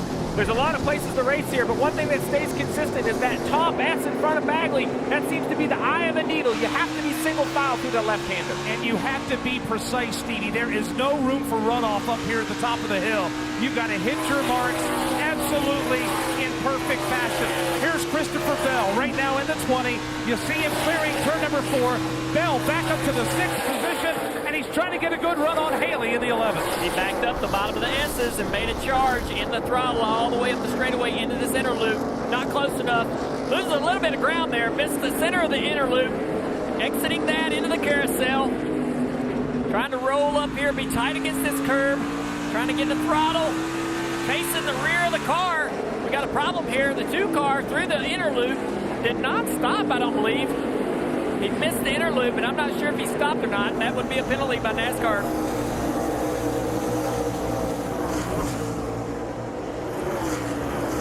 Tyler Reddick had several little issues today. That's the third time he's been off track, some sort of issue. See the leaders here heading down into turn one, kind of in formation, one car length again. Here's the two of Reddick. Yes, he does come to a stop. It was so early in their loop, I guess we didn't catch it, but he did come to a stop there, so no penalty for the two.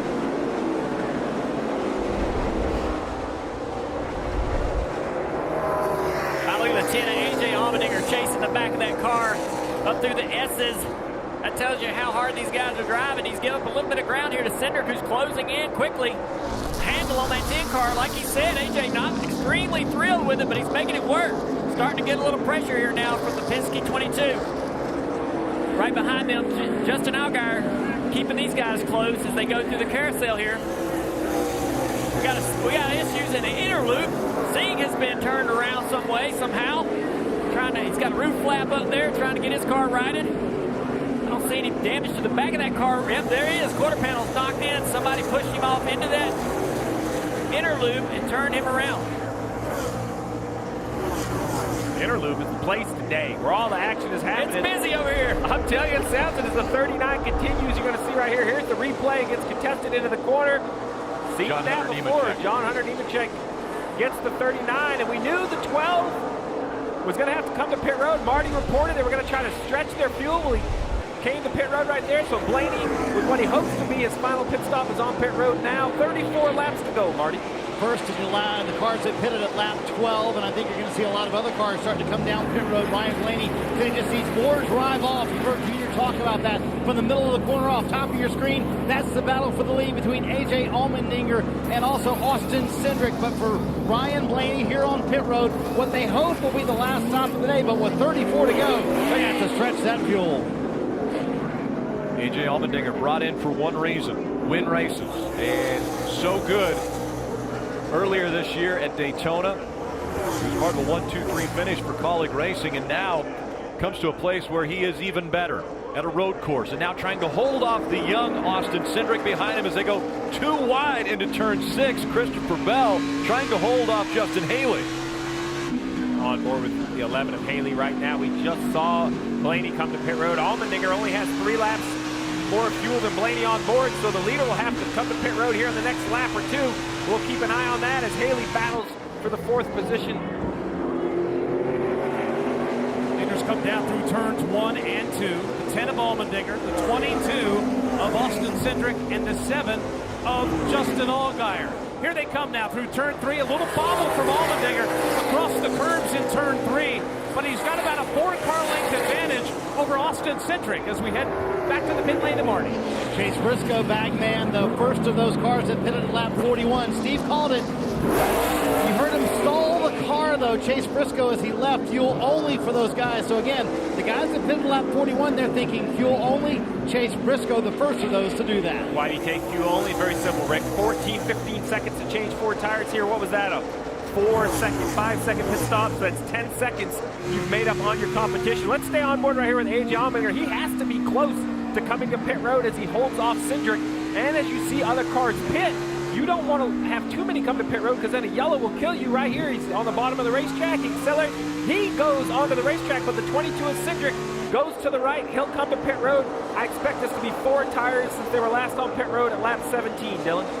And they came on the radio, crew chief Brian Wilson did on this restart, and told Austin, we need you to run hard here for these first 7 or 8 laps to try and build a gap so that they have a buffer when they have to make this stop under green flag conditions, and that's how it's played out here. So Austin's been really, really happy with the race cars. They go around to change the left side tires. Great road course racer. They're trying to exploit that and give him a good run today, Kelly. And you'll see Justin Haley in the 11 Colleague Racing also on pit road. He said the handling of the car is actually quite good. Shifting, just a bit of a challenge for Justin. 9 shifts a lap, right? That's basically what these drivers are expected to make. 9 opportunities to make a mistake going up through the gears or down through the gears. Does he have to come to pit road now? Allmendinger out front? Yeah, you just heard the radio off. Pit. So right here, this is basically heading right towards Jeff Burton in the left-hander. He's downshifting, making this left-hander. Now he's going to carry as much speed as he can. Because the way these pits are, he can carry all the speed. Now you got to start checking up. You're going to see the beginning of pit road speed right there. Got to get it slowed down and get on pit road. AJ had contact with another car on a restart, and since then he had a left rear tire shake. They think he may have knocked a wheelway off, so he was pretty anxious to get down here to pit road, and you heard the call as he made his way for 4 Goodyear tires and Sunoco fuel for AJ Allmendinger. So now, Rick, the question is, why are these other cars not going to come to pit road? It's how valuable are tires? Justin Allgaier could pit now and make it to the end as we see Jeremy Clement spun around there. See if he gets refired, gets back up going again. If this yellow comes out, this will change anything. Oh, he's running again, so the yellow won't come out. It's all tires. Everybody can make it on fuel. How important are tires? I expect to see a lot of the lead lap cars pit here in the next 3 or 4 laps.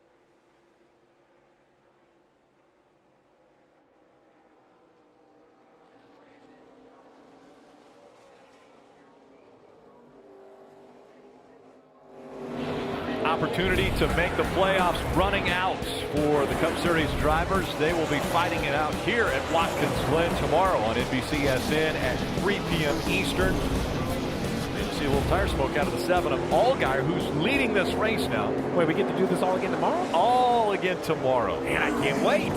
Christopher Bell running second. Cole Custer is third. Noah Gregson and Greg Gaulding making up the top 5 here at Watkins Glen. 28 laps still to go. Christopher Bell, the top running Toyota, as we take a look at the Toyota driver update. Currently running second, started 4th. He has led laps, has run up in the first position, but also has been all the way back in 28. He has been the one of the big 3 of the Xfinity Series drivers who hasn't had an issue. Yeah, and you mentioned the big 3. We said, oh, well, it's a road course. They're not going to be up front. It's going to be totally different. And they're 1, 2, and 3. And now I know we're in a little bit of a pit strip window with Blaney and some other cars and Allmendinger, but these 3 always seem to find their way to the front. Now, I know Allgaier is going to appreciate you putting him into the big three, but Tyler Reddick would be the other one. of the big three from last year. Allgaier won 5 races last year. The poor guy hasn't won a race, but maybe today could be the one. You see at the top of your screen the penalty issue for Brandon Jones driving through more than 3 pits. We talk about pitting backwards and the driver actually being away from pit wall. Normally, he comes down pit wall, he's over to the left. This time, he's a whole car width away. I have to ask Jeff, do you think that affects where you see your right sides are? Maybe adds to that penalty? Yeah, no question. It's much harder to pit when typically you drive in the pits and you're on the left side of the car always, with the wall's on the left side. Here, it's the opposite. So it's hard to line up and figure out where to get on pit road. It's easy to drive through too many boxes. Penalty you see here quite often because of that. We'll look back, some tight racing once again. You see Cindric and Briscoe fighting it out. Maybe a little contact there between the two. Again, Cindric in the 22, Briscoe in the 98. You see that crossover move by Cindric. There was contact there, definitely. Contact with a purpose. Seems to be a lot of space there. Look at this shot right here, climbing the S's. This is the right-hander. Look how loose that 10 is of A.J. Allmendinger. Sawing on the wheel as Briscoe puts the pressure on him. Yeah, I think this is a key thing to be thinking about for these drivers. Is Blaney in front of them, way wide through the grass. Ryan Blaney through the grass, Allmendinger to the outside. These are all guys feeling like they're racing for the win. Remember, these were our leaders before the cycles of pit stop started happening. Cindric is the guy who's way out in front. Allmendinger trying to get around Blaney here and chase him down. Right here, Blaney holding him off very well. Allmendinger going to be an aggressive driving in the corner here, turn 7. That's a really aggressive move. They're going to go side by side down the front stretch. Allmendinger knows 26 to go. He sees Cindric out front there. He has to get by this 12 of Blaney. It's got to be who can break deeper into turn 1. Both smoke the tires as they continue to be door to door. As Briscoe wants to get in the action. Side by side into turn 2. It's going to be Allmendinger who'll slide by Blaney, pick up the spot, and you're on board with Chase Briscoe. He's right behind Blaney. He wants to do the same thing that Allmendinger just did. He's got to make up some ground. That's a tight battle now exiting turn 4. Incredible how hard Blaney raced Allmendinger right there, not wanting to give up that position. Allmendinger, though, gets clear, moving away. Now he sets sail to try to chase down Cindric, who's several car lengths out in front. That could be the battle for the race lead if this goes green and we cycle through. Allgaier out of the lead. And remember, Austin Cindric has a ton of experience on road courses, Kelly. You see Christopher Bell there in the 20 has given up the second position to make what should be his final pit stop. It was 4 tires, Marty. Time for the top 5 guys to come to pit road, including Cole Custer, who is on pit road right now. As you see, they go with 4 tires. I'm wondering if Mike Shiplett might have wanted to go fuel only here, but they noticed a couple of times that Cole locked up the tires on the track. Remember, started at the back of the field in a backup car. He's made an impressive recovery today. We'll see where he cycles out with the leaders, but track position changing on the racetrack with what might be the final stops of the day. And you saw right there as the 20 was leaving pit road, the 22 of Cindric goes by. The 22 should keep the race lead as these pit stops continue to cycle.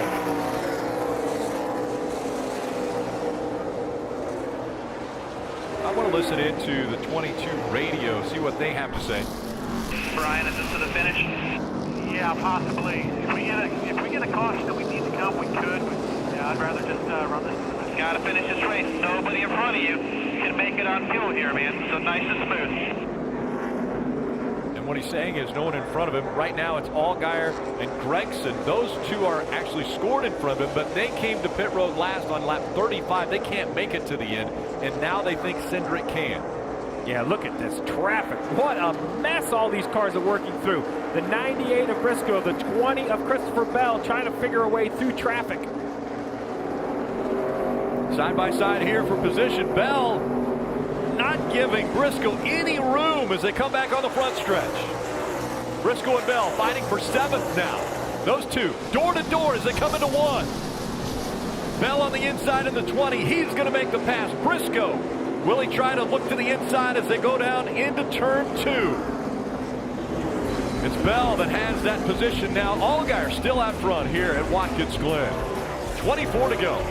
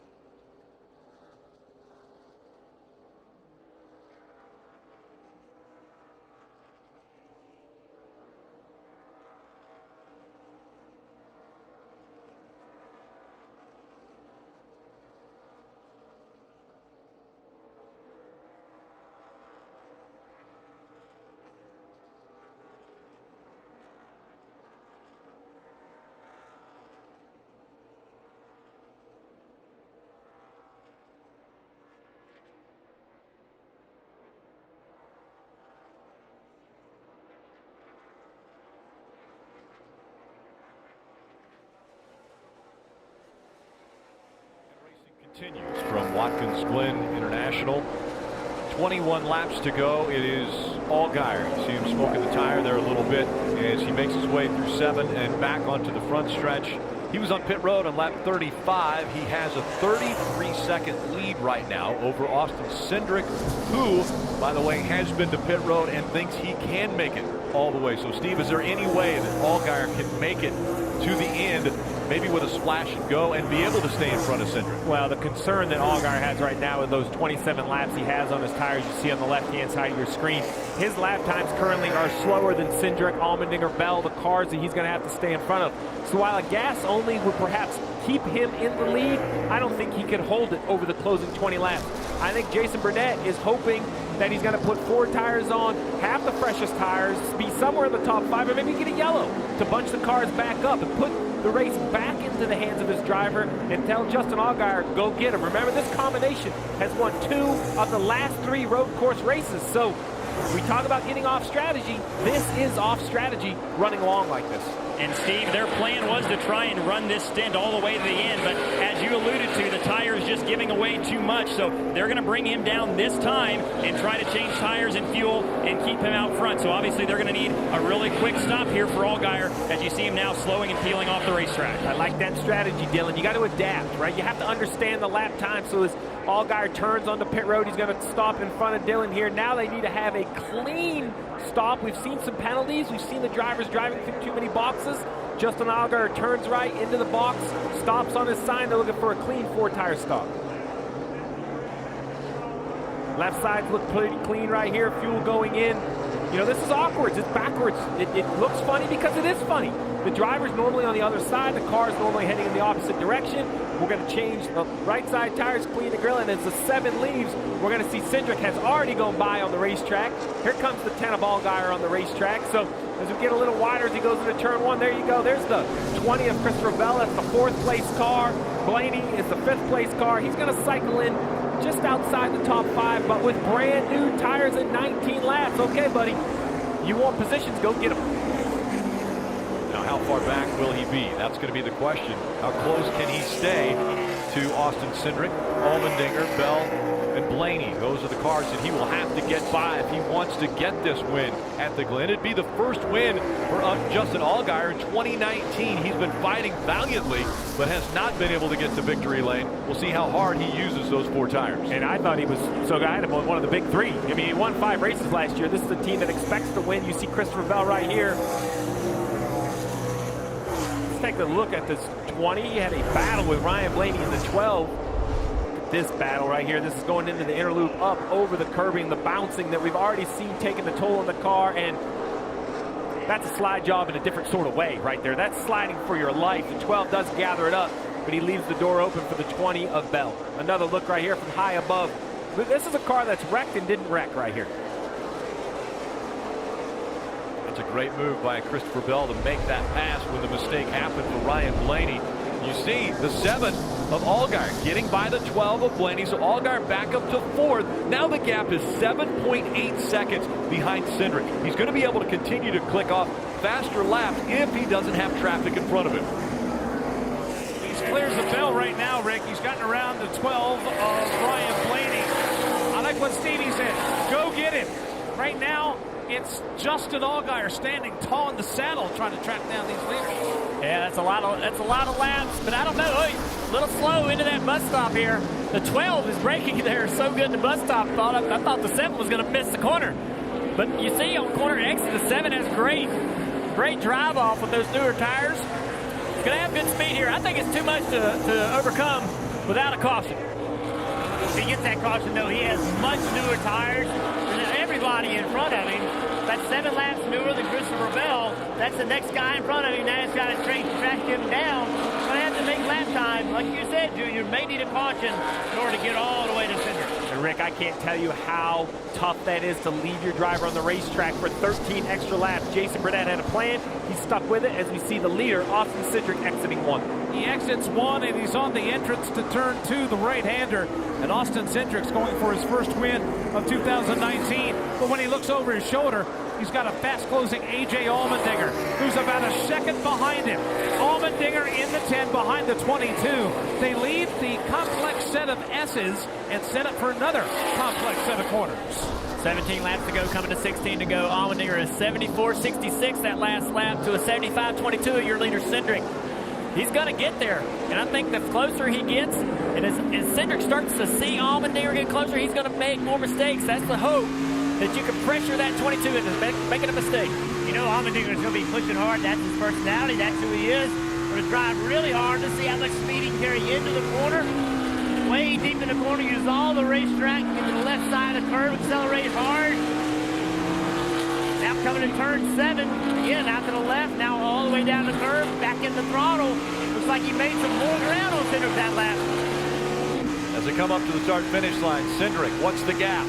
It was 1.1 seconds. It's 1.4 now. So Allmendinger lost 0.3 of a second on that lap, but he's going to try to gain it all back as he gets ready to go up through the S's. Cindric, Allmendinger, Bell, and Allgaier the top 4 as we go NASCAR nonstop. You're not going to miss a second.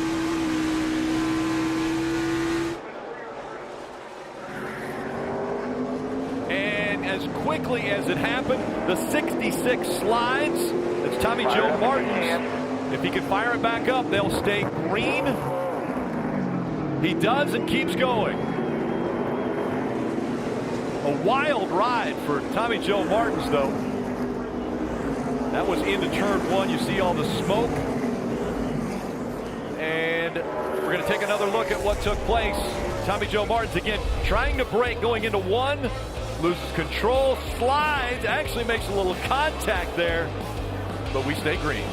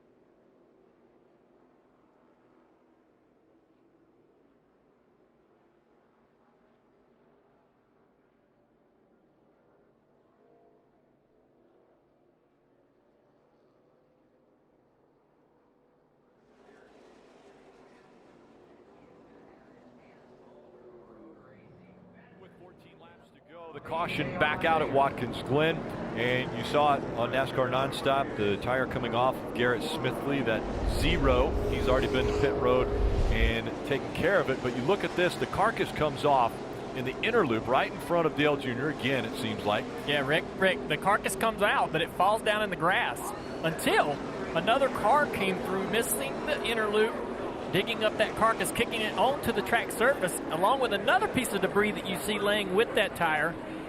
Some sheet metal right there. That throws it all out on the track, and certainly debris enough for yellow from NASCAR. Yeah, that big piece of aluminum almost looks like a radiator pan. Nothing you want to hit. Junior, I loved your call when we were at NASCAR Nonstop. You said the carcass is on the track. And sure enough, NASCAR saw it, and the caution comes out. Now that has to give Justin Allgaier an advantage here. He's running in the 4th position, but he has the freshest tires by 13 better than Cindric and 6 better than Christopher Bell as far as laps. So I think all the tires cooling down will even them out a little bit. But look, what makes racing so great is at some point in all sports, there's strategy, there's game plans, there's all these things, but at some point you have to go win the race. You can't talk about it. You can't have better tires. You got to figure out a way to go win the race. Austin Cindric has never won a race, and now he's in position. A.J. Allmendinger behind him, the 20 in third, the 7 in fourth. I mean, they are stacked up behind Austin Cindric. Can that young man in the 22 car find a way to hold off some of the best? If he goes on to win this race, this is an impressive 3 cars behind him he's going to have to hold on. Let's see what they're thinking on the 22. A tough call right here, but we're definitely in that window that we talked about. How do you feel about your car? Are you good enough that you think with the lead you can hold these guys off?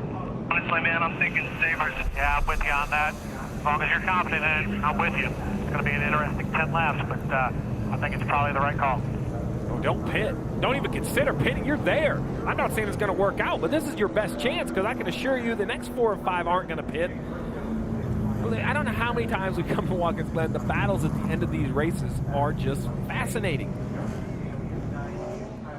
And the crew chiefs right now going through all the numbers. Cindric, again, was last on pit road at lap 50 and only 13 laps to go.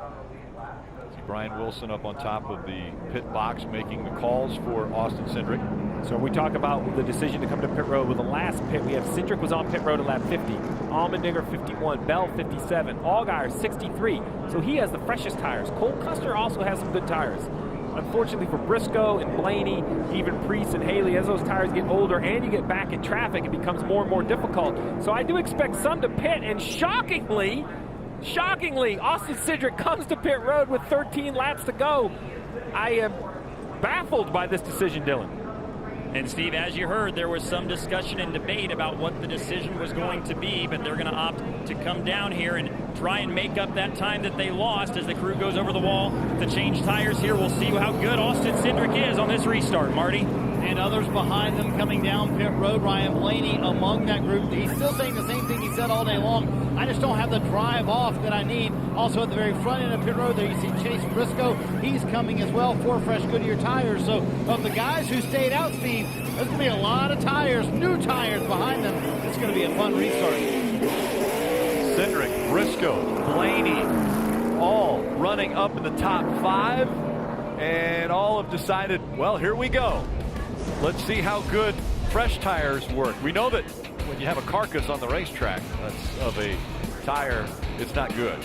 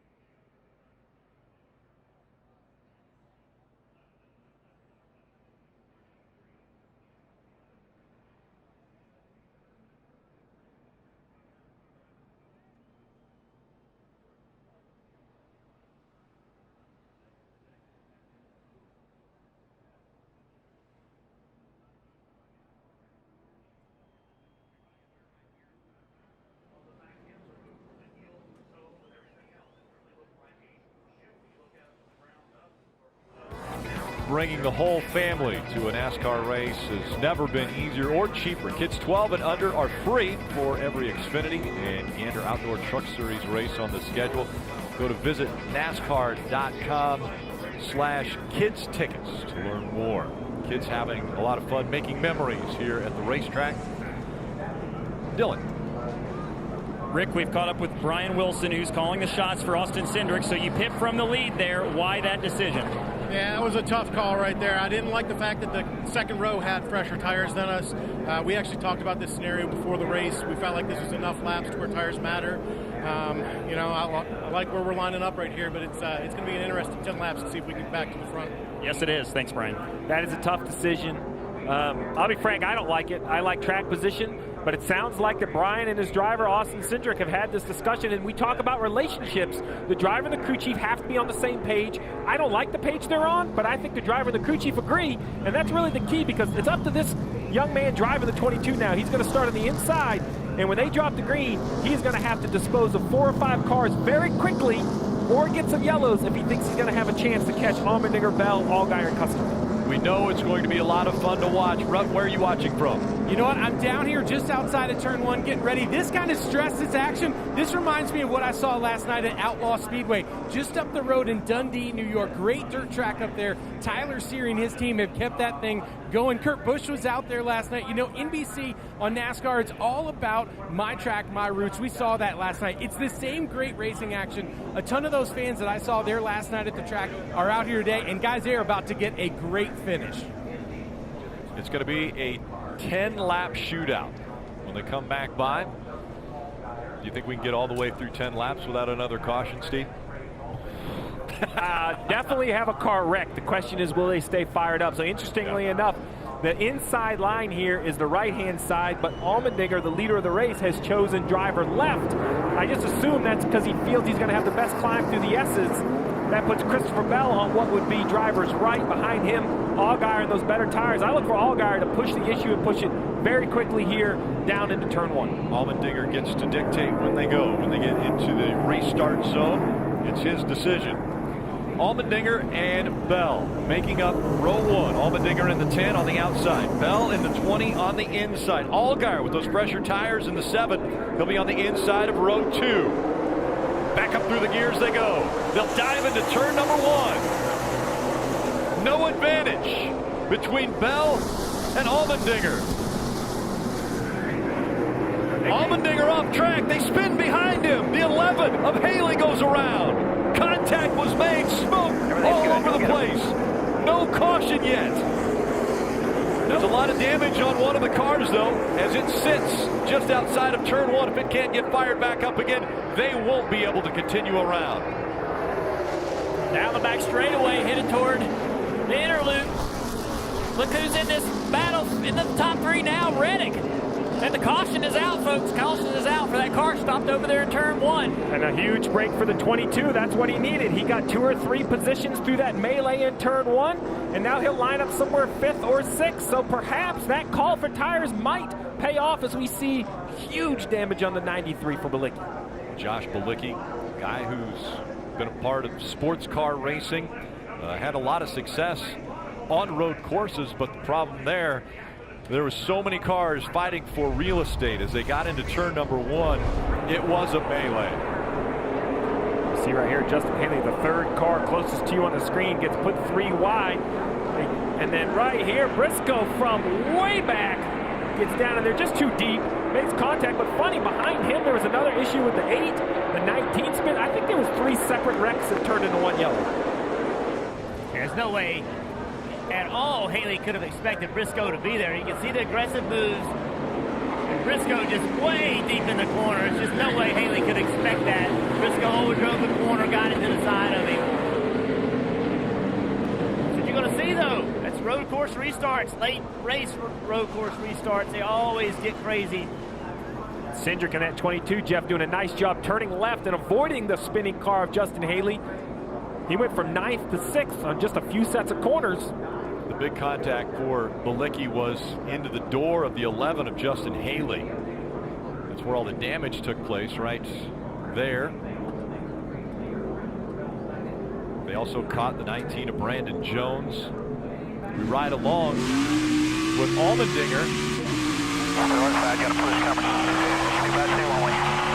3x2 only. Still only 2x2 covered inside. This is the advantage of being on the outside is you have this runoff room. So you can keep the car wound up, use all this. You see the 20 kind of out there. He's going to clear him. That is why he lined up on the left side of that lineup. Right here, you look, everything's fine, everything's fine. Never even sees it coming. The 98 of Briscoe gets him in the left rear. And then, oh, heavy contact. Watch him in front here, still inside, to your right, to your right, to your right. Guess what, Rick? This one's not going to be any smoother. Yeah, that was Haley trying to get back up through the gears. And look at all the damage to Haley. So, guys, I have a question for the drivers out there. Junior, Burton, is this an advantage for Cindric, or did he need the laps to have the tires work for him? I just feel like that, you know, if he could get more people on that restart right there, he was in a bad position as far as being in the outside line. I think if he could prefer, he'd line up on the inside and be able to charge down into that first turn and take at least a row out of the equation immediately. Yeah, he had come out of there pretty well, but I still don't think under green flag conditions he could run Allmendinger down. Because remember, with only 10 laps left to go, he's still got to pass people. That's going to eat time up. So I think overall this caution is probably positive for him. However, we just saw what happens in turn one. He's got to come out of turn one clean to have a shot. Kelly. Chad Kendrick calls the shots for the leader, A.J. Allmendinger, and he made the tough choice, he said, of keeping him out under that last caution. So how confident, Chad, are you that A.J. can continue to hold off fresher tires behind him? Well, you know, A.J.'s pretty good at this stuff, and yeah, I would have liked a little more of a buffer than we got, but fresh tires are lining up P6. We're lining up the leader, and we've got the best driver, so I'm hoping he can hold him off. I think he can. The crew chief in me says he can. We'll have to find out. All right, thank you, Chad. I like the way you put that, Rick. AJ's pretty good at this stuff.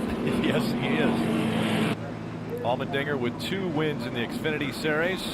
He's been to victory lane at a road course. This was the wild ride that Justin Haley had as we ride along with the helmet cam. Not only the spin, but the contact right there.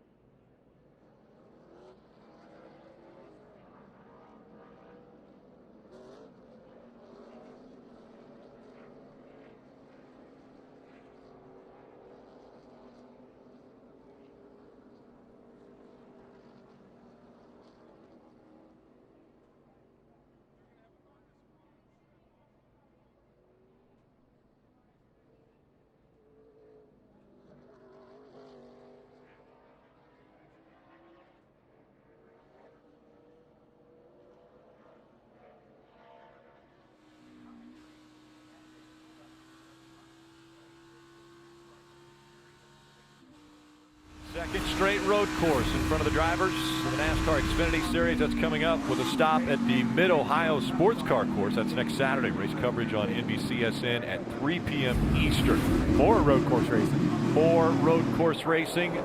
7 laps to go in this race.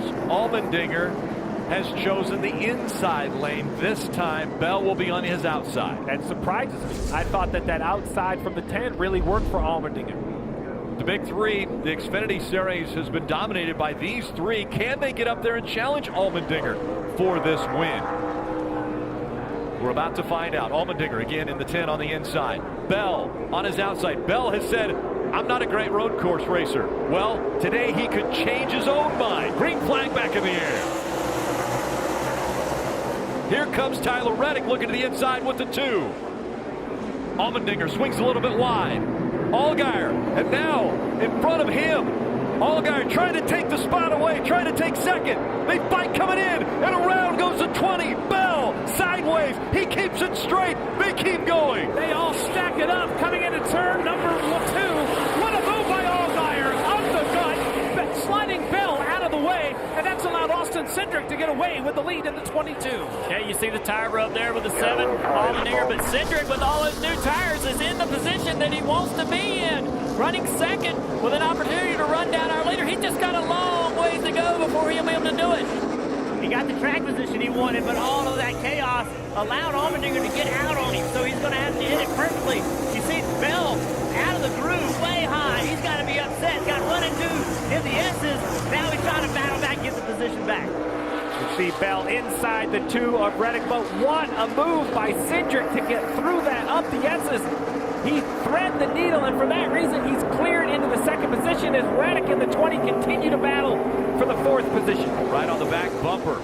And so Bell trying to hold off that 2 of Tyler Reddick. He wiggles a bit, but what a restart it was.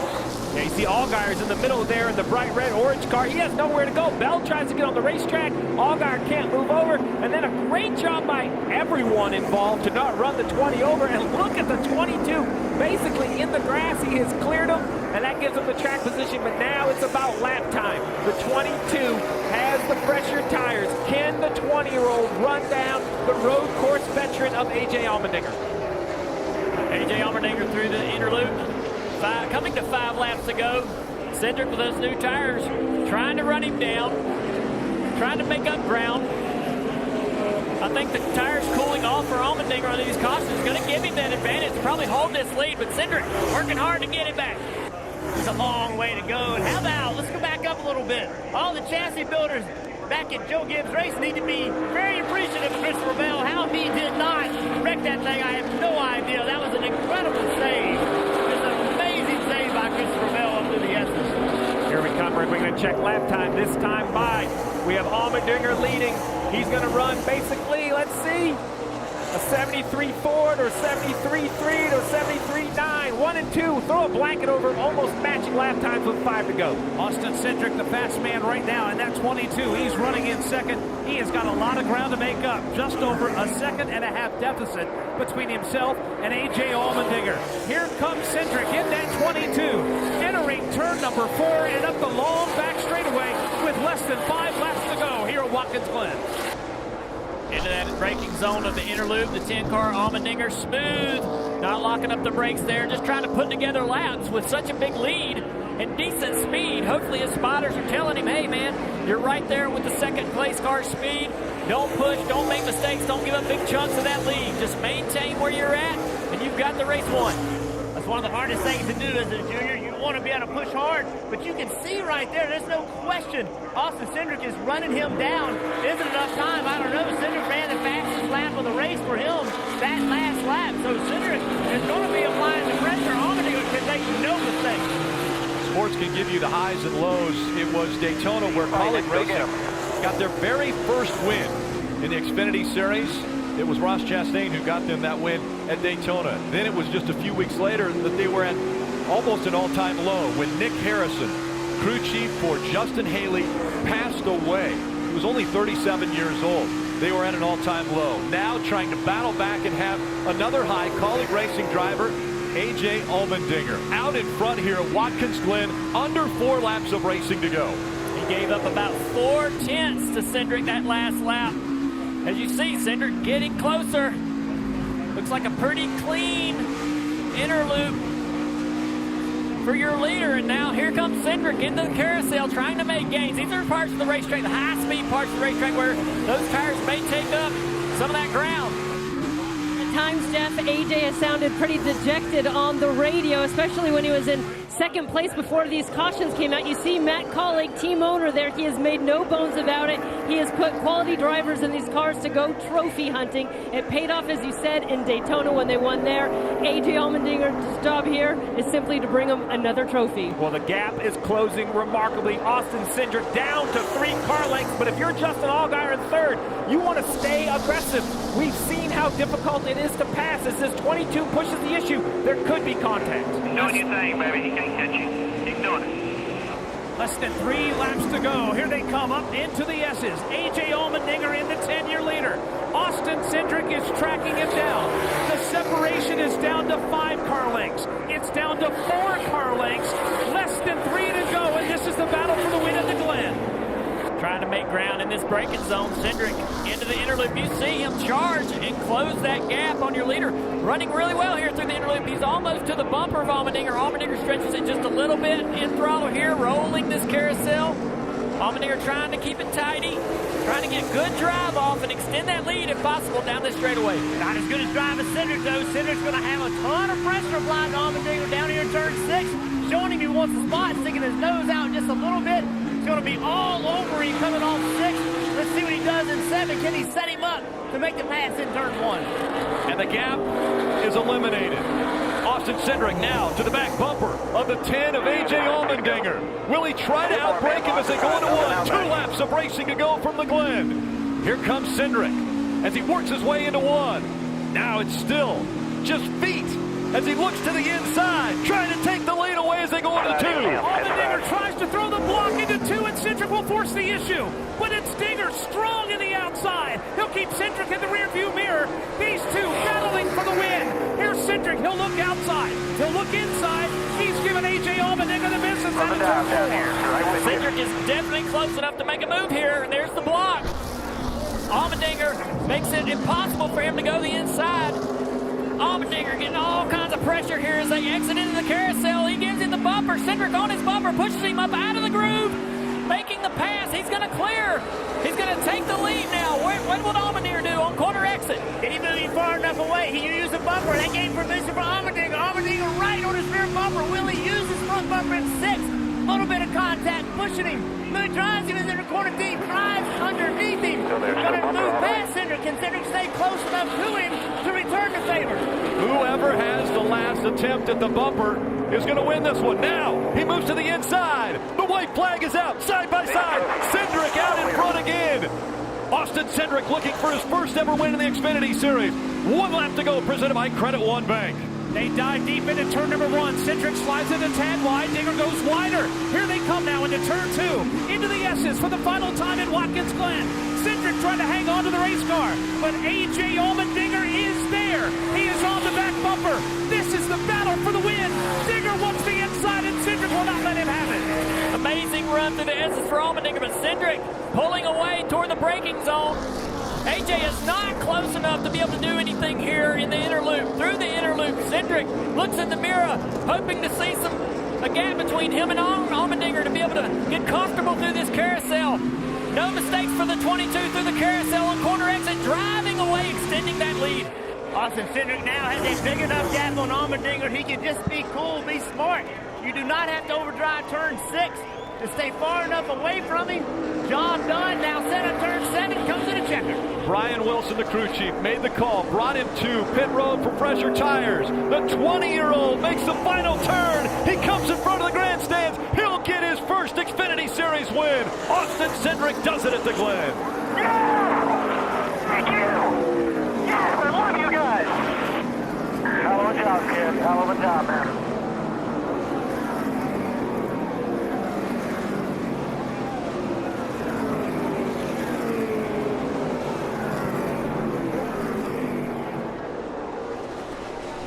Allmendinger letting him know. Congratulations. First career win for Austin Cindric.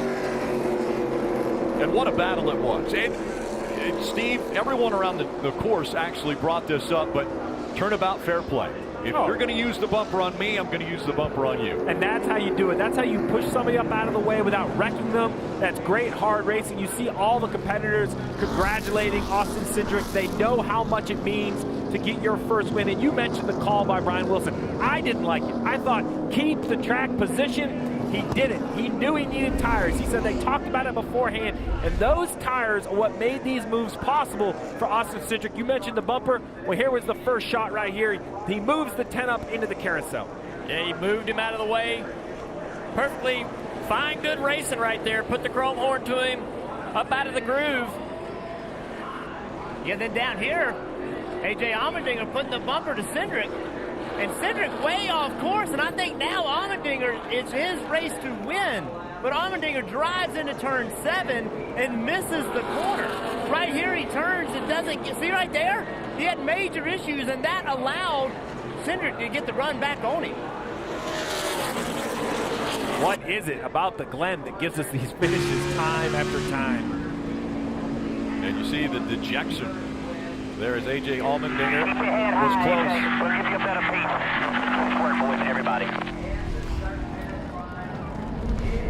What a great battle. And remember, A.J. Allmendinger, yes, he's a part-time racer. Doesn't race a lot of races, but he does a great job broadcasting as well. He's a part of the NBC broadcast team for motorsports.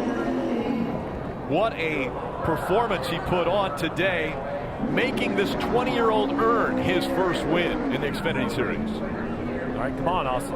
You're going to have to give us a better burnout than that one at the start-finish line. Let's see some celebration. There you go.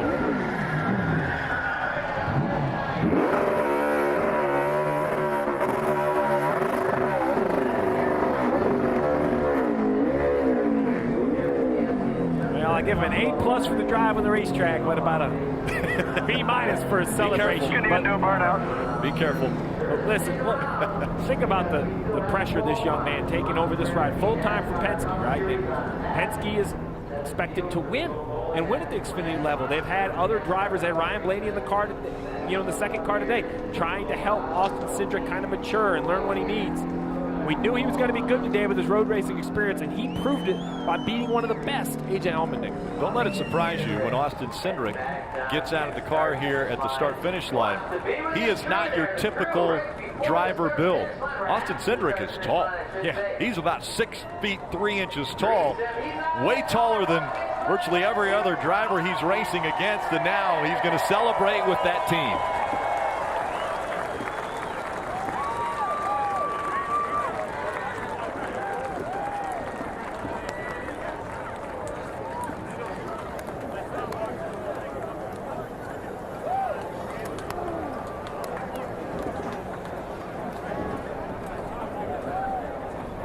He'll bring the helmet off, and we will talk to the winner here at the Glen, Rutledge.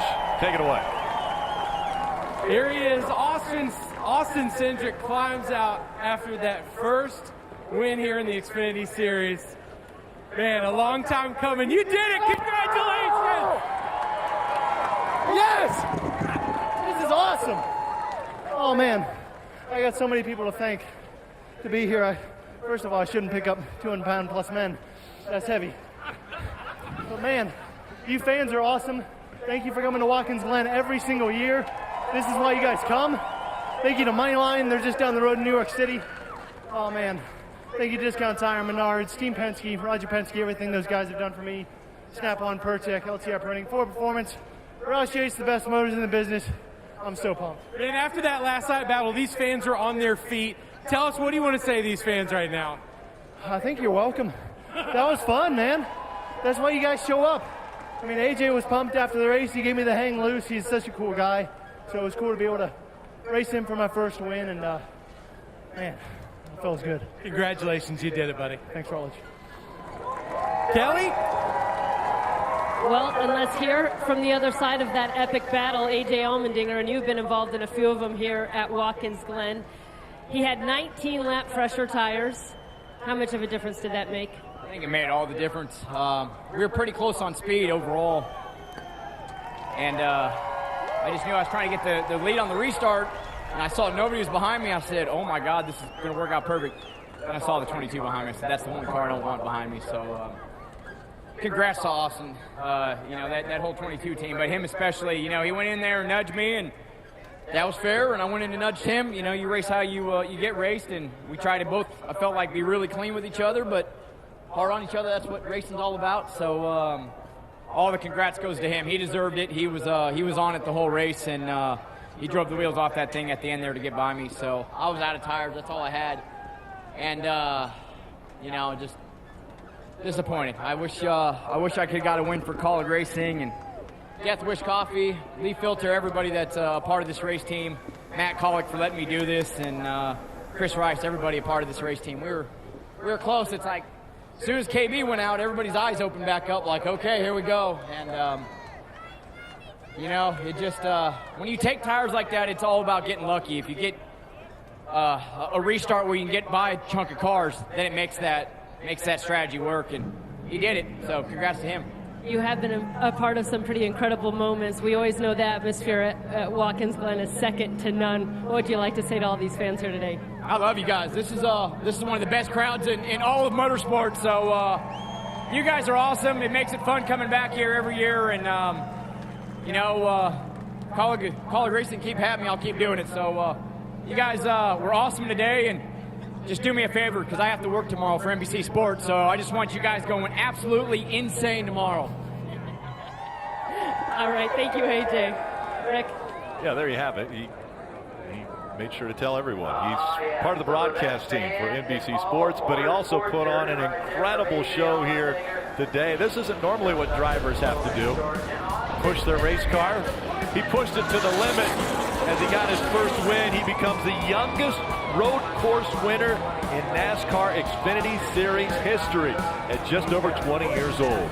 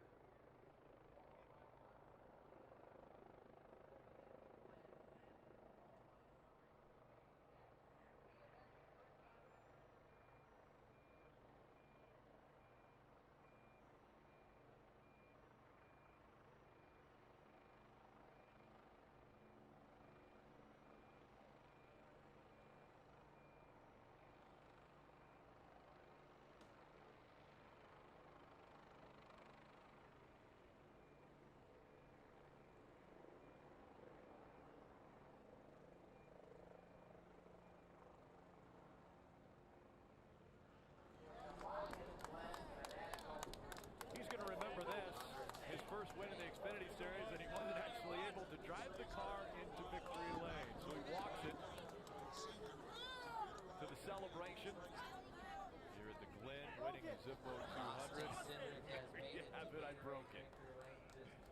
And I'm guessing that might have been, you see Max Pappas there congratulating, and that might have been why we didn't see a better burnout.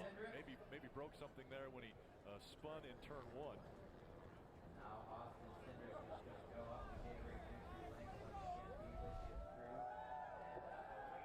This was a great battle between the two. Allmendinger just in front.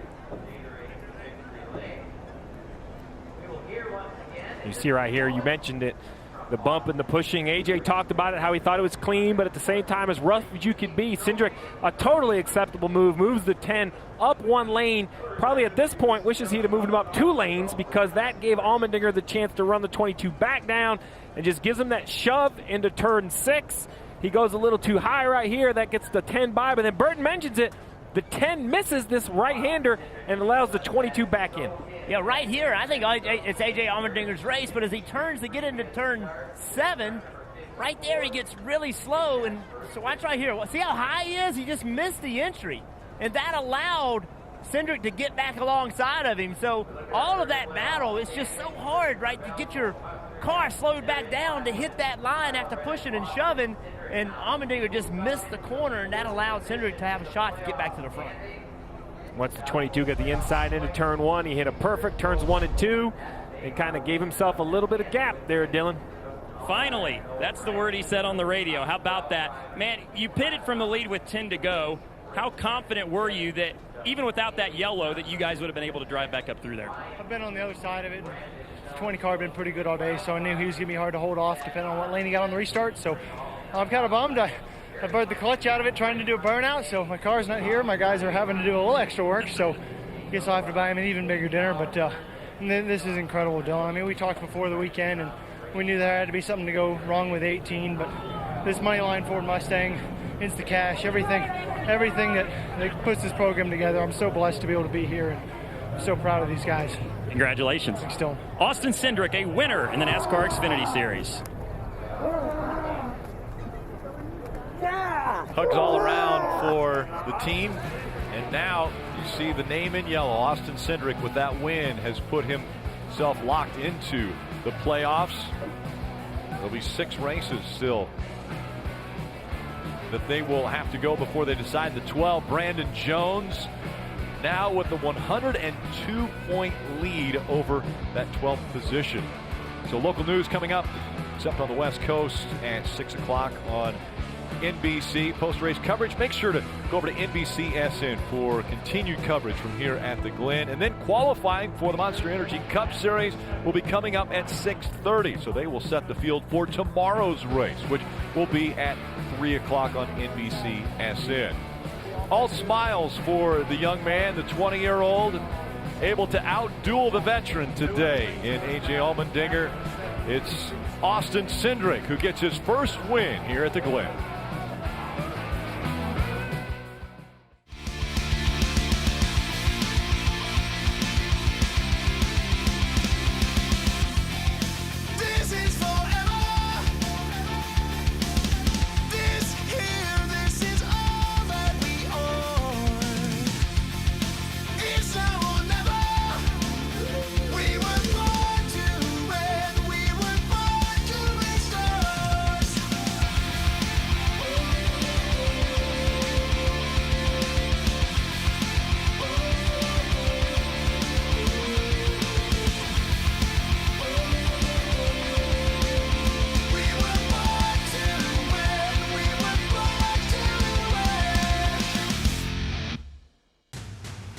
This copyrighted telecast may not be reproduced, retransmitted, or used in any form without the authorized written consent of NASCAR Broadcasting. NASCAR would like to thank all of our fans for your support, and we hope you enjoyed today's broadcast.